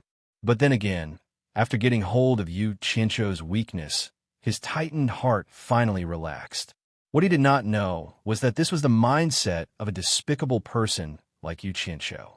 It seemed easy, but in reality, it was very difficult. Most people would not dare to take a risk that could completely endanger their lives. But Yu Qianqiu, who loved to take advantage of others, knew that there was no such thing as a free lunch in this world. The more one wanted to obtain, the more the price to pay would always be proportional. One could not stubbornly cling to one's own benefits and not let others take advantage of them. Otherwise, one would die a miserable death sooner or later. This was the saying, where there is gain, there is loss. Sometimes, taking the initiative to give up a little would often result in more. Take a step back and you will see the world. Yu Qianqiu smiled faintly and did not answer whether he was a man or a woman. Turning to a serious face, he said, "Bat King Wei, the 100-year period is starting to take effect. You have been cooped up here for 10,000 years. Now it is time to come out with me to get some fresh air." Wei Chunqiu's expression twitched as he looked around the huge Jade Palace. Smiling bitterly, he said, "You spent so much effort to get me out, but what do you want me to help you with? It can't be that I will lose my life before the 100-year period ends, right?" Yu Qianqiu looked at him and said with a smile, "Could it be that the green-winged Bat King I fancy is so useless?" "Huh, don't look at me like that. I am not trying to provoke you. Perhaps one day you will find that leaving this place with me is the best choice. I hope your words are auspicious. Wei Chunxiu cupped his hands at him in a bad mood. Ha! Come with me. If you continue to be so long-winded, I'll release a purple flame and turn this place into a proper bat nest. After saying that, Yu Qianqiu took the lead and dashed out of the cave. He threw a silver ball into the winding passageway and rushed out of the cave to wait. Not long after, a green light flashed, and Wei Chunxiu appeared at the entrance of the cave. She turned around and looked at the entrance with a frown. I have to find something to block the entrance of the cave so that no one can destroy the Jade Palace inside. That's easy. I'll help you. Yu Qianqiu floated in front of him and stretched out his 5 claws at the entrance of the cave. The rocks at the entrance of the cave began to change silently and slowly fuse together. In the blink of an eye, the entrance of the cave disappeared. The stone wall that seemed to have been cut by knives and axes was no different from the weathered stone walls around it. Who would have thought that there would be a cave behind this stone wall? Wei Chunxiu was dumbfounded. He had seen people who could control earth, but he didn't think that there would be someone who could control stone and change it at will. He looked at Yu Qianqiu speechlessly. He found that this guy was really unfathomable. How could a soul formation stage cultivator have so many magical methods? Could it be that after staying in the cave for 10,000 years, he had lost touch with the outside world? Wei Chunxiu shook his head and took out a jade talisman. He injected something into it and crushed it. A faint light quickly disappeared into the air. Yu Qianqiu was no longer a rookie in the celestial realm. He knew that this was the celestial realm's communication method. However, he couldn't use such a high-level communication method before reaching the celestial realm. He coughed and asked, "Who are you communicating with?" "Tell Xiao Chongquan not to disturb me without my permission." Wei Chunxiu threw the jade talisman in his hand. Yu Qianqiu raised his eyebrows and sneered. Hee, I'm going to settle the score with him." "Settle the score with him?" Wei Chunxiu said unhappily. "He is my man after all. Are you not going to give me face? What's more, I didn't want to be disturbed, so I told him that he wouldn't take the initiative to cause trouble. You must have done something first. Otherwise, he wouldn't have done it." Yu Qianqiu was dazed. He immediately remembered that he burned the bat cave out of curiosity. He waved his hand and said, "For your sake, I'll let this matter go. I won't pursue it anymore." Yu Qianqiu became spirited. He rubbed his hands and said excitedly, "To hallucinatory immortal city first." Wei Chunxiu said, "Cold wind howled in the abyss." The cold wind howled incessantly in the innumerable gully abyss. The two of them directly soared into the sky from the abyss one after the other, flying away quickly. Almost in the blink of an eye, Yu Qianqiu was dumbfounded. He cursed in his heart and desperately chased after it. Wei Chunxiu, who forgot about Yu Qianqiu, also reacted. He looked back and found that Yu Qianqiu was nowhere to be found. He immediately recalled that Yu Qianqiu's cultivation was only at the soul formation stage. Furthermore, he was born with the ability to fly. His flying speed was one of the best in the immortal world. How could Yu Qianqiu catch up to him? He stopped in the air and waited for a while before he saw Yu Qianqiu chasing after him. As he flew, he shouted, "Bat King Wei, don't just care about yourself." Wei Chunxiu waited for him to catch up and slowly flew with him. After flying for a while, Wei Chunxiu asked impatiently, "With your speed, it will be a month later when we reach hallucinatory immortal city, right? That long?" Yu Qianqiu was shocked. He said, "How about you use a flying shuttle to carry me?" Wei Chunqiu said, "Give me the flying shuttle." Yu Qianqiu shook his head. "I don't have that." Wei Chunqiu said in disdain, "You don't have it. Who in the immortal realm has seen me use a flying shuttle? Why don't you show your true form and carry me?" Yu Qianqiu asked weakly. As he expected, Wei Chunqiu roared, "You think I'm your immortal beast mount?" He turned around and was about to leave. "Wait, I almost forgot." Yu Qianqiu grabbed him, and the two of them stopped in the air. Yu Qianqiu took out a black thing with 2 sharp ends and a round middle from his storage bag. Wei Chunqiu looked at him suspiciously and threw it out with a spell. In the blink of an eye, a black and cold strange thing appeared in the air. What is this? Wei Chunxiu looked at the smooth and streamlined strange thing that looked like a round shuttle. Yu Qianqiu looked at the words Utopia 001 on the flying shuttle and chuckled. You'll know later. He performed a spell, and the flying shuttle's belly flipped, revealing the entrance. After the two of them entered, Wei Chunxiu kept shaking his head. He looked at the empty space and asked, Is this a flying treasure? It's actually made of nether iron. He touched everything inside. Yu Qianqiu closed the cabin door, and the cabin instantly became dark. Wei Chunxiu chuckled and said, Are you thinking of flying blindfolded? Just as he finished speaking, there was a buzzing sound from a spring. His eyes lit up, and 8 transparent crystal windows appeared. He could see everything outside clearly.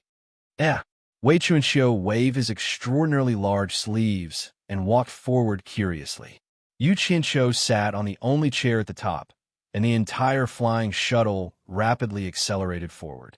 Wei Chunqiu's eyes immediately lit up. He leaned against the back of the chair and sized up the transparent crystal windows, his eyes filled with curiosity.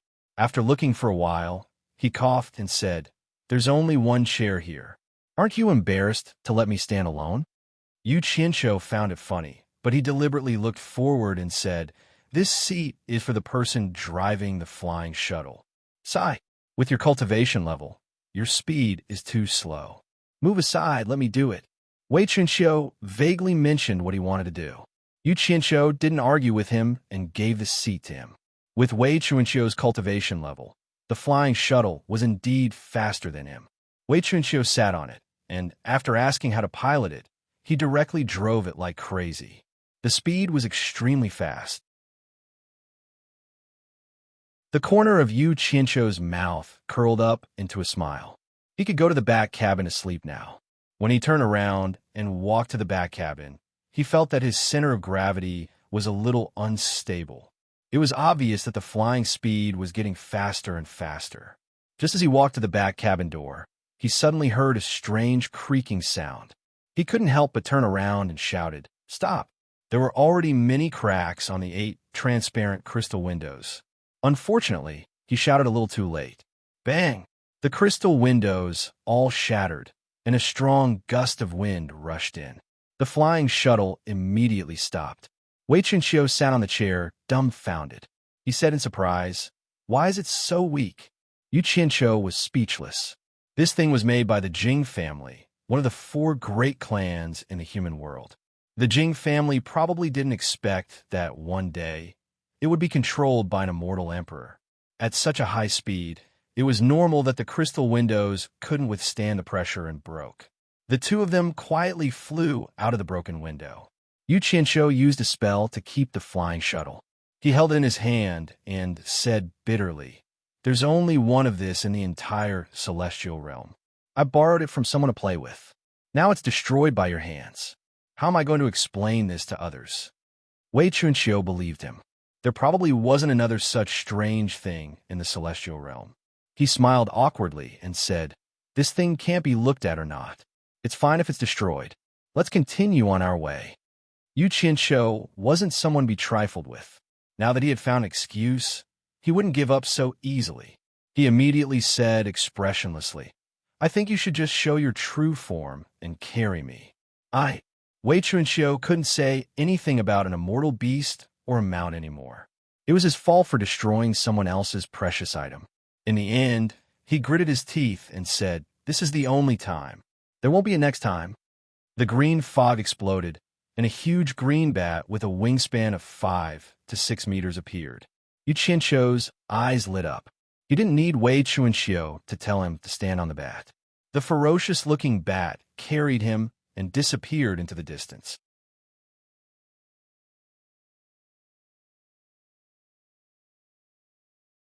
Chapter 855. The vast land was filled with undulating mountains and valleys, and the winding rivers surged endlessly. Above the clear blue sky, a ray of green light directly streaked across like a shuttle. Yu Qianqiu stood on the back of the giant bat with his hands clasped behind his back, silently admiring the magnificent mountains and rivers below. His heart was filled with emotions. It was not because of the beauty of the mountains and rivers, but because he had never thought that one day he would be able to control an immortal beast with the cultivation of an immortal emperor. He reckoned that those who could control an immortal beast of this level were not ordinary people. On the other hand, Wei Chuanxiu, who had revealed its true form and was flapping its wings, flew in silence, as if it was suppressing a breath of resentment in its heart. No matter how Yu Qianqiu tried to strike up a conversation, it did not reply, and from the giant bat's ferocious face, he could not see its expression. As the 2-meter-long wings flapped, a faint green splendor sprayed out like a rainbow. As the wings flapped, the edges of the wings undulated with a brilliant green arc of light. It was extremely beautiful. Yu Qianqiu originally thought that he would have to withstand a huge wind pressure standing on top of it. After all, the flying speed was too fast. However, to his surprise, as soon as this giant bat flew, its body immediately surged out a very beautiful arc-shaped green light shield, breaking through the air and flying rapidly. The green light was like a thin nebula rising from the head of the giant bat, sliding down to its tail, forming a green light tail. It was truly indescribably beautiful. Yu Qianqiu stood on Wei Chuanqiu's back as if he was in a dream. He did not feel the wind pressure brought by the high-speed flying at all. It was a very magical feeling.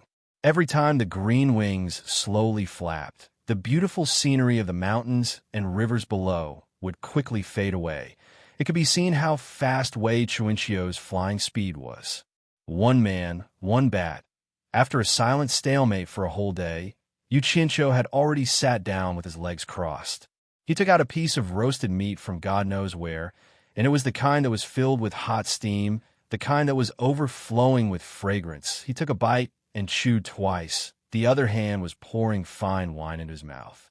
In both of Yu Qianqiu's lives, this was the first time he had done something so pleasurable. Not only was it like falling into a dream, there was also the constantly changing scenery below. Plus, he was high up in the sky. The rosy clouds were passing by, and there was fine wine and delicious food. The word pleasurable could not describe it. The giant bat flapped its wings and looked back from time to time, its eyes filled with uncontrollable anger. Yu Qianqiu burped as he shook the roasted meat in his hand. With a concerned look on his face, he asked, "Bat King Wei, do you want to stop and eat something?" The bat suddenly turned around and ignored him. This was the first time in his life that he had become someone else's mount. One could imagine the grievance in his heart. Suddenly, he felt a cold, dripping sensation on his back. When he turned around to look, he immediately flew into a rage. He saw Yu Qianqiu raising the wine pot and gulping it down. The clear wine flowed out from the corner of his mouth and wet his back. He immediately roared, "Yu Qianqiu, who do you think I am? Don't be too presumptuous." I'm sorry, I really didn't mean to." Yu Qianqiu apologized again and again. He spread his fingers and tried the absorbing star's great art. A cloud of white mist rose and was sucked into his palm. The wet area was instantly dried up. The giant bat's pupils shrank when it saw the cloud of white mist entering his palm. It snorted coldly and turned around. A smile hung on Yu Qianqiu's face. He finally forced this guy to speak.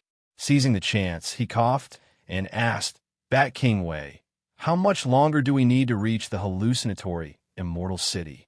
Wei Chuanqiu's anger had yet to dissipate, so he ignored him and flew straight ahead. Suddenly, he saw a tall mountain in the distance. There were perilous peaks everywhere. Clouds swirled around them, and white cranes danced among the towering ancient pines. There was a clear spring in the mountain, and a waterfall splashed like the Milky Way. The green mountains and clear waters were lush and green. Yu Qianqiu threw away the food in his hand and jumped to his feet. His eyes shone as he clicked his tongue and said, "What a paradise! Bat King Wei, let's go take a look." The giant bat's sharp eyes shrank. It flapped its wings and changed the direction of its flight. It wanted to go around the paradise that Yu Qianqiu mentioned. Yu Qianqiu was stunned. Bat King Wei, this isn't the way to the hallucinatory immortal city, right? Shut up, the giant bat said in human voice. I'm more familiar with the way to go than you are. Not long after the two left the mountain, a white light shot out from the perilous peak and chased after them. The giant bat turned around to take a look. It flapped its wings even faster and flew away at an unbelievable speed. However, the white light's speed was not any slower than Wei Chunqiu's. It gradually caught up to them. Yu Qianqiu was slightly stunned. He felt something was wrong. He frowned and said, Bat King Wei, is that your enemy? Shut up. It's all because of you. I've lost so much face today. Wei Chunqiu's tone was a little impatient. Just as he finished speaking, the white light increased its speed again. It quickly caught up to them and flew side by side with Wei Chunqiu. Within the white light was a white-robed man. His hair was as white as snow and was simply tied behind his head. He had a pair of white, sword-like eyebrows, and his eyes were as sharp as an eagle's. His entire person had an extraordinary aura, and the first impression he gave off was very intimidating. Yu Qianqiu immediately became vigilant. A person who could fly as fast as Bat King Wei and make Bat King Wei feel apprehensive must have a high cultivation. However, the strange thing was that Bat King Wei and that person didn't even look at each other. They just flew faster and faster. It was so fast that Yu Qianqiu's eyes were a little dazzled. He couldn't see the scenery in the sky and on the ground clearly. Everything flashed by in a flash. The stalemate didn't last long. The white-clothed man was already ahead of Bat King Wei. The latter tried his best to catch up, but he couldn't. The former was ahead of Bat King Wei for half a day. Wei Chunqiu seemed to know he couldn't catch up, so he simply slowed down and adjusted his flying direction. Yu Qianqiu rubbed his chin as he observed the streak of white light that was growing further and further away. He discovered that the two did not seem to be enemies. However, from how the two of them were competing with each other, it was clear that the two of them wanted to compete with each other in terms of speed. Just as he was about to ask Wei Chunqiu who the other person was, he suddenly saw the white light change direction and chase after them again. Not long after, the white-clothed man was flying side by side with Wei Chunqiu again. Yu Qianqiu was staring at the other person. At this time, the white-clothed man also slowly turned his cold face over. He stared at Yu Qianqiu with a gaze as cold as ice. When he discovered that he couldn't see through Yu Qianqiu's cultivation, a trace of surprise appeared in his cold eyes. Before, I thought I was mistaken. I didn't think it really was you, a stinky bat who's been hiding somewhere for tens of thousands of years. The white-clothed man's gaze fell on Wei Chunqiu. With a face full of disdain, he coldly snorted and said, I didn't think that the grand green-winged Bat King, who was quite a character 10,000 years ago, would become someone else's immortal beast mount. No wonder you're too ashamed to face others and have to avoid me by circling around White Cloud Mountain. Bullshit! Wei Chunqiu, who had been silent all this time, couldn't help but curse. He turned to the white-clothed man and shouted, Yunpeng, who's someone else's immortal beast mount? Speak clearly for this daddy.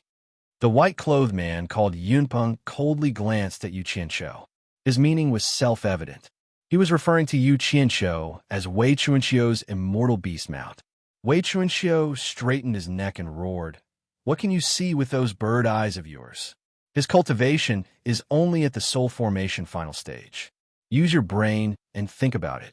With his cultivation, how could I lower myself to become his immortal beast mount? I'm just giving him a ride because I broke his flying treasure. You're looking down on people with bird eyes. Yunpeng was startled. He carefully examined Yu Qianqiu again. His eyes were filled with confusion. Clearly, he was still confused that he couldn't see through his opponent's cultivation. However, he also knew that since Wei Chunqiu could say something like this, he definitely wasn't his mount. After all, no immortal beast mount would say something like that about their master. Yunpeng's gaze returned to Wei Chunqiu. He shook his head coldly and said, I can't believe that after 10,000 years, your cultivation still hasn't improved. In terms of speed, you're no longer my match. After so many years, we've finally decided who's better. Wei Chunxiu, do you admit defeat? Admit your bird feather. Wei Chunxiu sneered. I can't be bothered to argue with you. You're still so stupid and shameless. You clearly saw that I was carrying a person on my back, yet you still shamelessly came to compete with me in speed. Only you could do this. Yu Qianqiu looked at Yunpeng suspiciously. Hearing Wei Chunxiu call him bird, he deeply doubted Yunpeng's identity as a human. Less nonsense. Do you admit defeat or not? Yunpeng said indifferently. If you don't, you can put him down. We'll have another fair and square competition to see who's better. Wei Chunxiu was speechless. He knew his own situation very well. For the past 10,000 years, he didn't cultivate at all. He only focused on researching the myriad Demon Heart Sutra. In addition, his condensed inner core was burned twice by Yu Qianqiu with his purple fire. In reality, his cultivation was no longer the same as it was 10,000 years ago. If he really wanted to compete, he definitely wouldn't be Yunpeng's match. Even so, the large bat's eyes darted around as if he thought of something. He then said with disdain, Yunpeng, you really didn't live these 10,000 years in vain. As expected, you've become more and more cunning. I've already flown for a long time. Adding on the fact that I was carrying a person to compete with you, I've used up too much energy.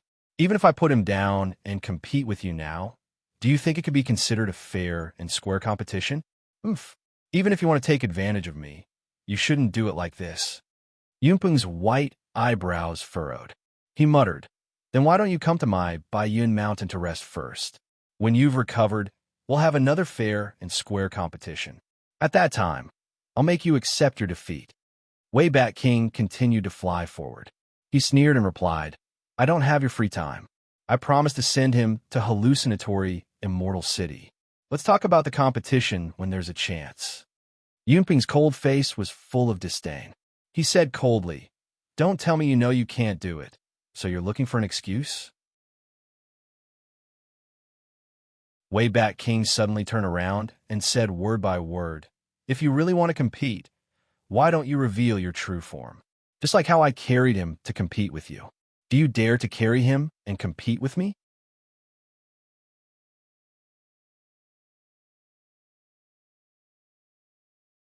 Chapter 856. Competing in flying speed wasn't like competing in anything else. For those who were evenly matched, even the slightest bit of burden could be the key to victory or defeat. However, Yunpeng could already see that Wei Chunxiu, who had been evenly matched with him in terms of speed, was now at a disadvantage. She was no match for him at all. Even if he had more people on him, Wei Chunxiu's chances of winning were very slim. Both of them were descendants of primordial fierce beasts and immortal beasts that had reached the early stage of a mortal emperor but didn't become humans' mounts. Moreover, both of them specialized in speed, which was rare in the entire immortal world. Even though the two of them had always been competing with each other, they secretly appreciated each other and shared the same fate. They had disregarded their own safety many times to help each other in times of danger. 10,000 years ago, Wei Chunqiu's sudden disappearance made Yunpeng's search almost the entire immortal world. After searching for 100 years, he still couldn't find Wei Chunqiu's shadow. In the end, he suspected that Wei Chunxiu was in danger. After all, it was very normal to fight and kill in the immortal world. Unexpectedly, while he was meditating on the dangerous peak of Baiyun Mountain, he suddenly saw a giant bat carrying a person. Who else could it be but Wei Chunxiu? At first, he thought he was seeing things until he saw that the bat intentionally went around Baiyun Mountain. Yunpeng immediately confirmed that this giant bat was Wei Chunxiu, who had mysteriously disappeared for 10,000 years. He immediately chased after it and found that it was indeed this guy. Thus, the two of them who had been separated for many years didn't say anything when they met. Why wouldn't I dare? Yunpeng stared at Wei Chunxiu and said indifferently, I'm just afraid that you won't admit it after you lose. At that time, you'll come up with all sorts of excuses to not admit defeat. Don't talk nonsense here. Well, have I ever lied? Wei Chuanxiu's eyes lit up as he looked straight ahead and said in a cadence, "The final destination is Hallucination Immortal City. The first to arrive wins, and the second to arrive willingly admit defeat. Is that okay?" When Yu Qianqiu heard this, he immediately became spirited. He excitedly rubbed his hands together and said, "I think it's fine. In any case, I'm also participating. Let me be a witness." His gaze swept over the two of them, inwardly wondering who would be more comfortable to sit on. Yin Peng glanced at Yu Qianqiu and said to Wei Chuanxiu, "Sure, but let me say the ugly words first. If anyone dares to play tricks along the way, don't blame me for being merciless." The meaning behind his words was clear. He suspected that Yu Qianqiu would help Wei Chuanxiu create trouble. Yu Qianqiu looked at Wei Chuanxiu speechlessly. He coldly snorted and transmitted his voice to Wei Chuanxiu. "Bat King Wei, it seems like your character isn't that good. You have dragged me into this mess and made me a villain in others' eyes." Wei Chuanxiu flew into a rage and roared at Yin Peng. "Yin Peng, listen up. If this brat dares to cause trouble in the middle of the journey, you don't have to do anything. I'll kill him first. What does it have to do with me?" Yu Qianqiu's expression stiffened. After a long while, he managed to spit out the word F***. He, an outsider, had become the victim. Yin Peng coldly snorted and flew shoulder to shoulder with Wei Chuanqiu. His body suddenly emitted a blinding white light, startling Yu Qianqiu. A huge bird with a wingspan of more than 10 meters, twice the size of Wei Chuanqiu's original form, appeared in the sky. Its pure white feathers were like white jade, sparkling and translucent, emitting a hazy white light. There was not a single blemish on its body, making it look somewhat unreal. Its sharp eyes were deep and threatening. Its beak was curved like a golden hook, and its huge and sharp claws were also golden. Its body was protected by an arc-shaped light barrier that looked like a white nebula. Its jade-like wings soared into the sky, giving off an extraordinary aura. This was a pure descendant of the desolate era, the great golden rock with jade wings. Yu Qianqiu's eyes were filled with endless amazement. It was truly too beautiful. Wei Chuanxiu, on the other hand, was not surprised at all. He quickly moved toward the cloud rock and suddenly flipped himself above the cloud rock. His body emitted a powerful force. As he flipped himself in the air, he directly pushed Yu Qianqiu away. F***.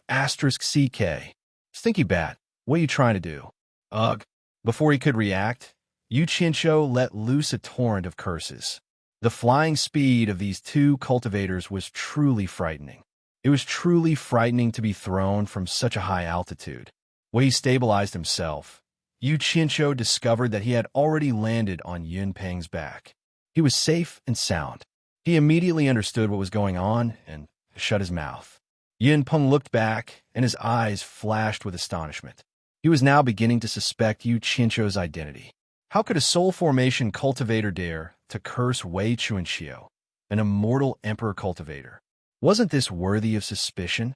Wei Chuanxiu shifted his position and flew shoulder to shoulder with Yin Peng. The two of them glanced at each other and sped up at the same time. Two rays of light, one green and one white, shot into the sky like shooting stars, becoming the two most dazzling spots in the sky. On a flying shuttle, 3 middle-aged men stood in a triangle at the front, followed by 2 elders and a young man and a young woman. All of them wore the same dark green uniform. The 7 of them were all Hidden Dragon Mountain Manor immortal cultivators.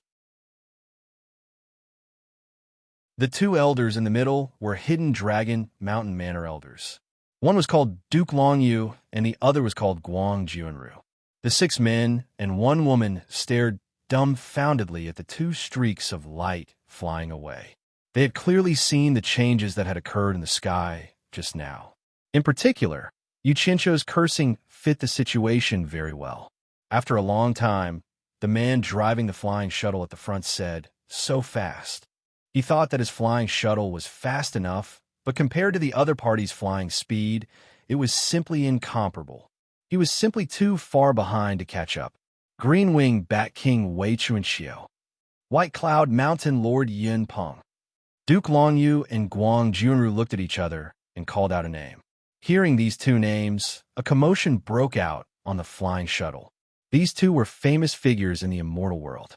The others had only heard of them, but never met them. Duke Longyu was startled. These two experts haven't appeared together in the immortal world for a long time. I didn't expect to see them together again today. Guang Junru shook his head and sighed. Wasn't there a rumor that Green-Winged Bat King Wei Chunxiu is dead? Why did he appear again after 10,000 years? Rumors can be real or fake. Now that we've seen Green-Winged Bat King, rumors are just rumors. We can't take them seriously. Duke Longyu sighed and looked far into the sky. Looking at the direction they're going, could they be heading to the hallucinatory immortal city like us? That's not for sure. They rarely appear. I'm afraid they won't go to that crowded place. Guang Junru pondered. The young man behind him glanced at the beautiful lady with a slender waist and voluptuous breasts. Seeing her bright eyes and confused face, he asked, "Grandpa, who is that young man who landed on White Cloud Mountain Lord? I heard that Green-Winged Bat King and White Cloud Mountain Lord hate immortal beasts being other people's mounts.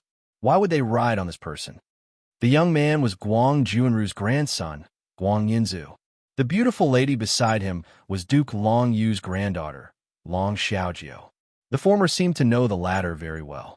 Duke Longyu nodded and said, "I think it's strange too. Unfortunately, I was too focused on Wei Chunxiu and Yun Peng. I didn't see the young man's face clearly.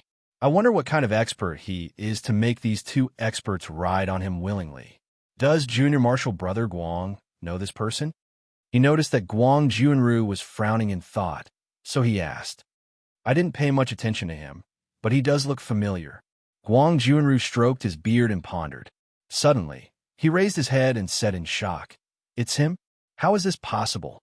Everyone on the flying shuttle stared at him. Duke Longyu smiled faintly and said, "Junior Marshal Brother Guang, don't keep us guessing. Who is this person?" Guang Junru smiled and shook his head. "I saw him when I led the team to the God Ruin Realm meeting. This person is the most famous young man after the God Ruin Realm meeting. But everyone says he's a demigod wandering cultivator. Why is he riding on Wei Chunxiu and Yun Peng's back? This is simply unimaginable." When everyone heard this, they looked at each other in disbelief. Duke Longyu frowned and said, "Could this person be the Yu Qianshou who single-handedly killed 30 disciples of Heartless Palace in the Divine Ruin Realm? If I'm not wrong, it should be him." Guang Junru smiled bitterly. Everyone said that he has offended Heartless Palace, and they will definitely not let him go. But who would have thought that he has the support of Green-Winged Bat King and White Cloud Mountain Lord? I'm afraid that even if Heartless Palace wants to touch him, they will have to think twice. If these two old monsters join hands, if those old fellows from Heartless Palace don't come out, they probably won't be able to do anything to Yu Qianshou. After all, these two old monsters are not to be trifled with. Long Xiaojiu, who had been depressed all this while, suddenly bit her lips. Hatred flashed across her eyes as she asked, "This Yu Qianshou should be that Wan Ling's lover, right? I heard that Wan Ling shamelessly flirted with that Yu Qianshou in front of everyone. Grandpa Guang, you were at the scene. You should have seen it too, right?" The flying shuttle instantly became silent. Everyone was secretly sizing each other up. Ancestor Guang Ninzu looked at Long Xiaojiu with a complicated expression. Everyone present knew that Long Xiaojiu and Wan Ling were archenemies. Long Xiaojiu was originally in love with a handsome young man, and both parties were already discussing marriage. Who knew that Wan Ling would suddenly come out and interfere and actually bewitch the man who was about to become Long Xiaojiu's husband away? The most infuriating thing was that after Wan Ling coaxed that man to break up with Long Xiaojiu, she also kicked that man away. In the end, that man found Long Xiaojiu to repent and beg her to forgive him. Long Xiaojiu, who suffered great humiliation, killed that man in a fit of anger, which caused quite a bit of trouble. Fortunately, Hidden Dragon Mountain Manor was strong enough, and this matter was finally settled. But Long Xiaojiu and Wan Ling were at loggerheads, almost regardless of the occasion. As long as they met, they would make a big fuss, but Long Xiaojiu always suffered losses in Wan Ling's hands.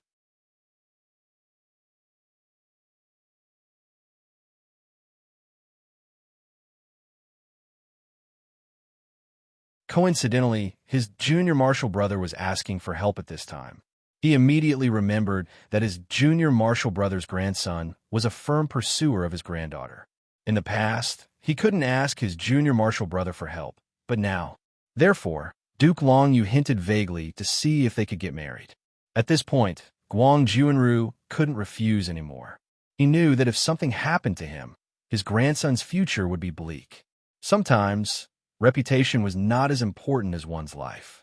Thus, no matter how he felt, he still agreed happily on the surface. He was straightforward, but Duke Long Yu was even more straightforward.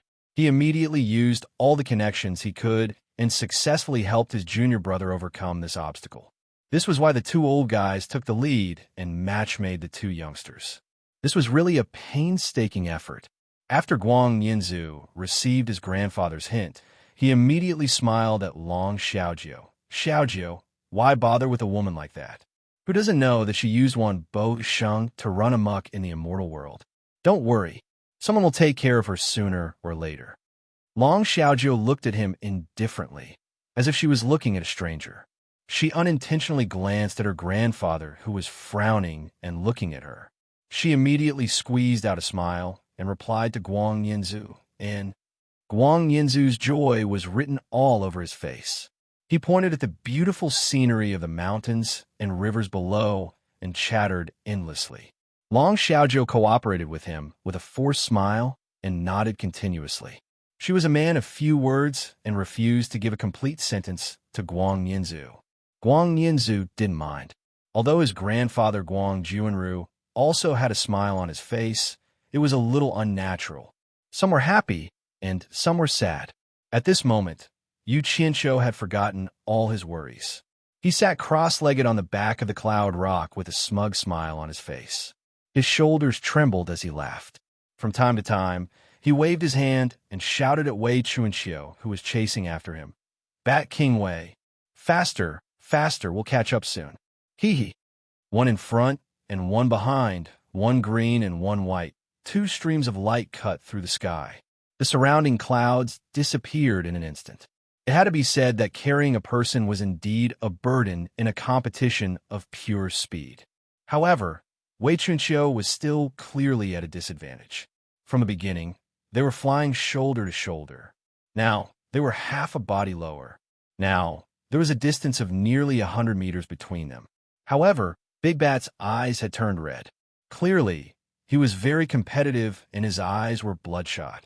No one knew when it started, but there were more and more streams of light coming and going in the surroundings. All the immortal cultivators that were tearing through the sky were shocked by this world-shocking speed, and all of them stopped in midair as they watched the azure and white streaks of light chase after each other. From time to time, the exclamations of White Cloud Mountain Master and Green-Winged Bat King resounded in the air.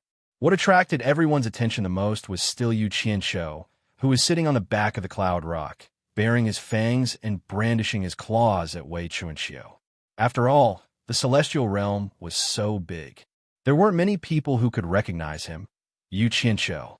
The frequency at which the flowing lights of various colors appeared became more and more frequent.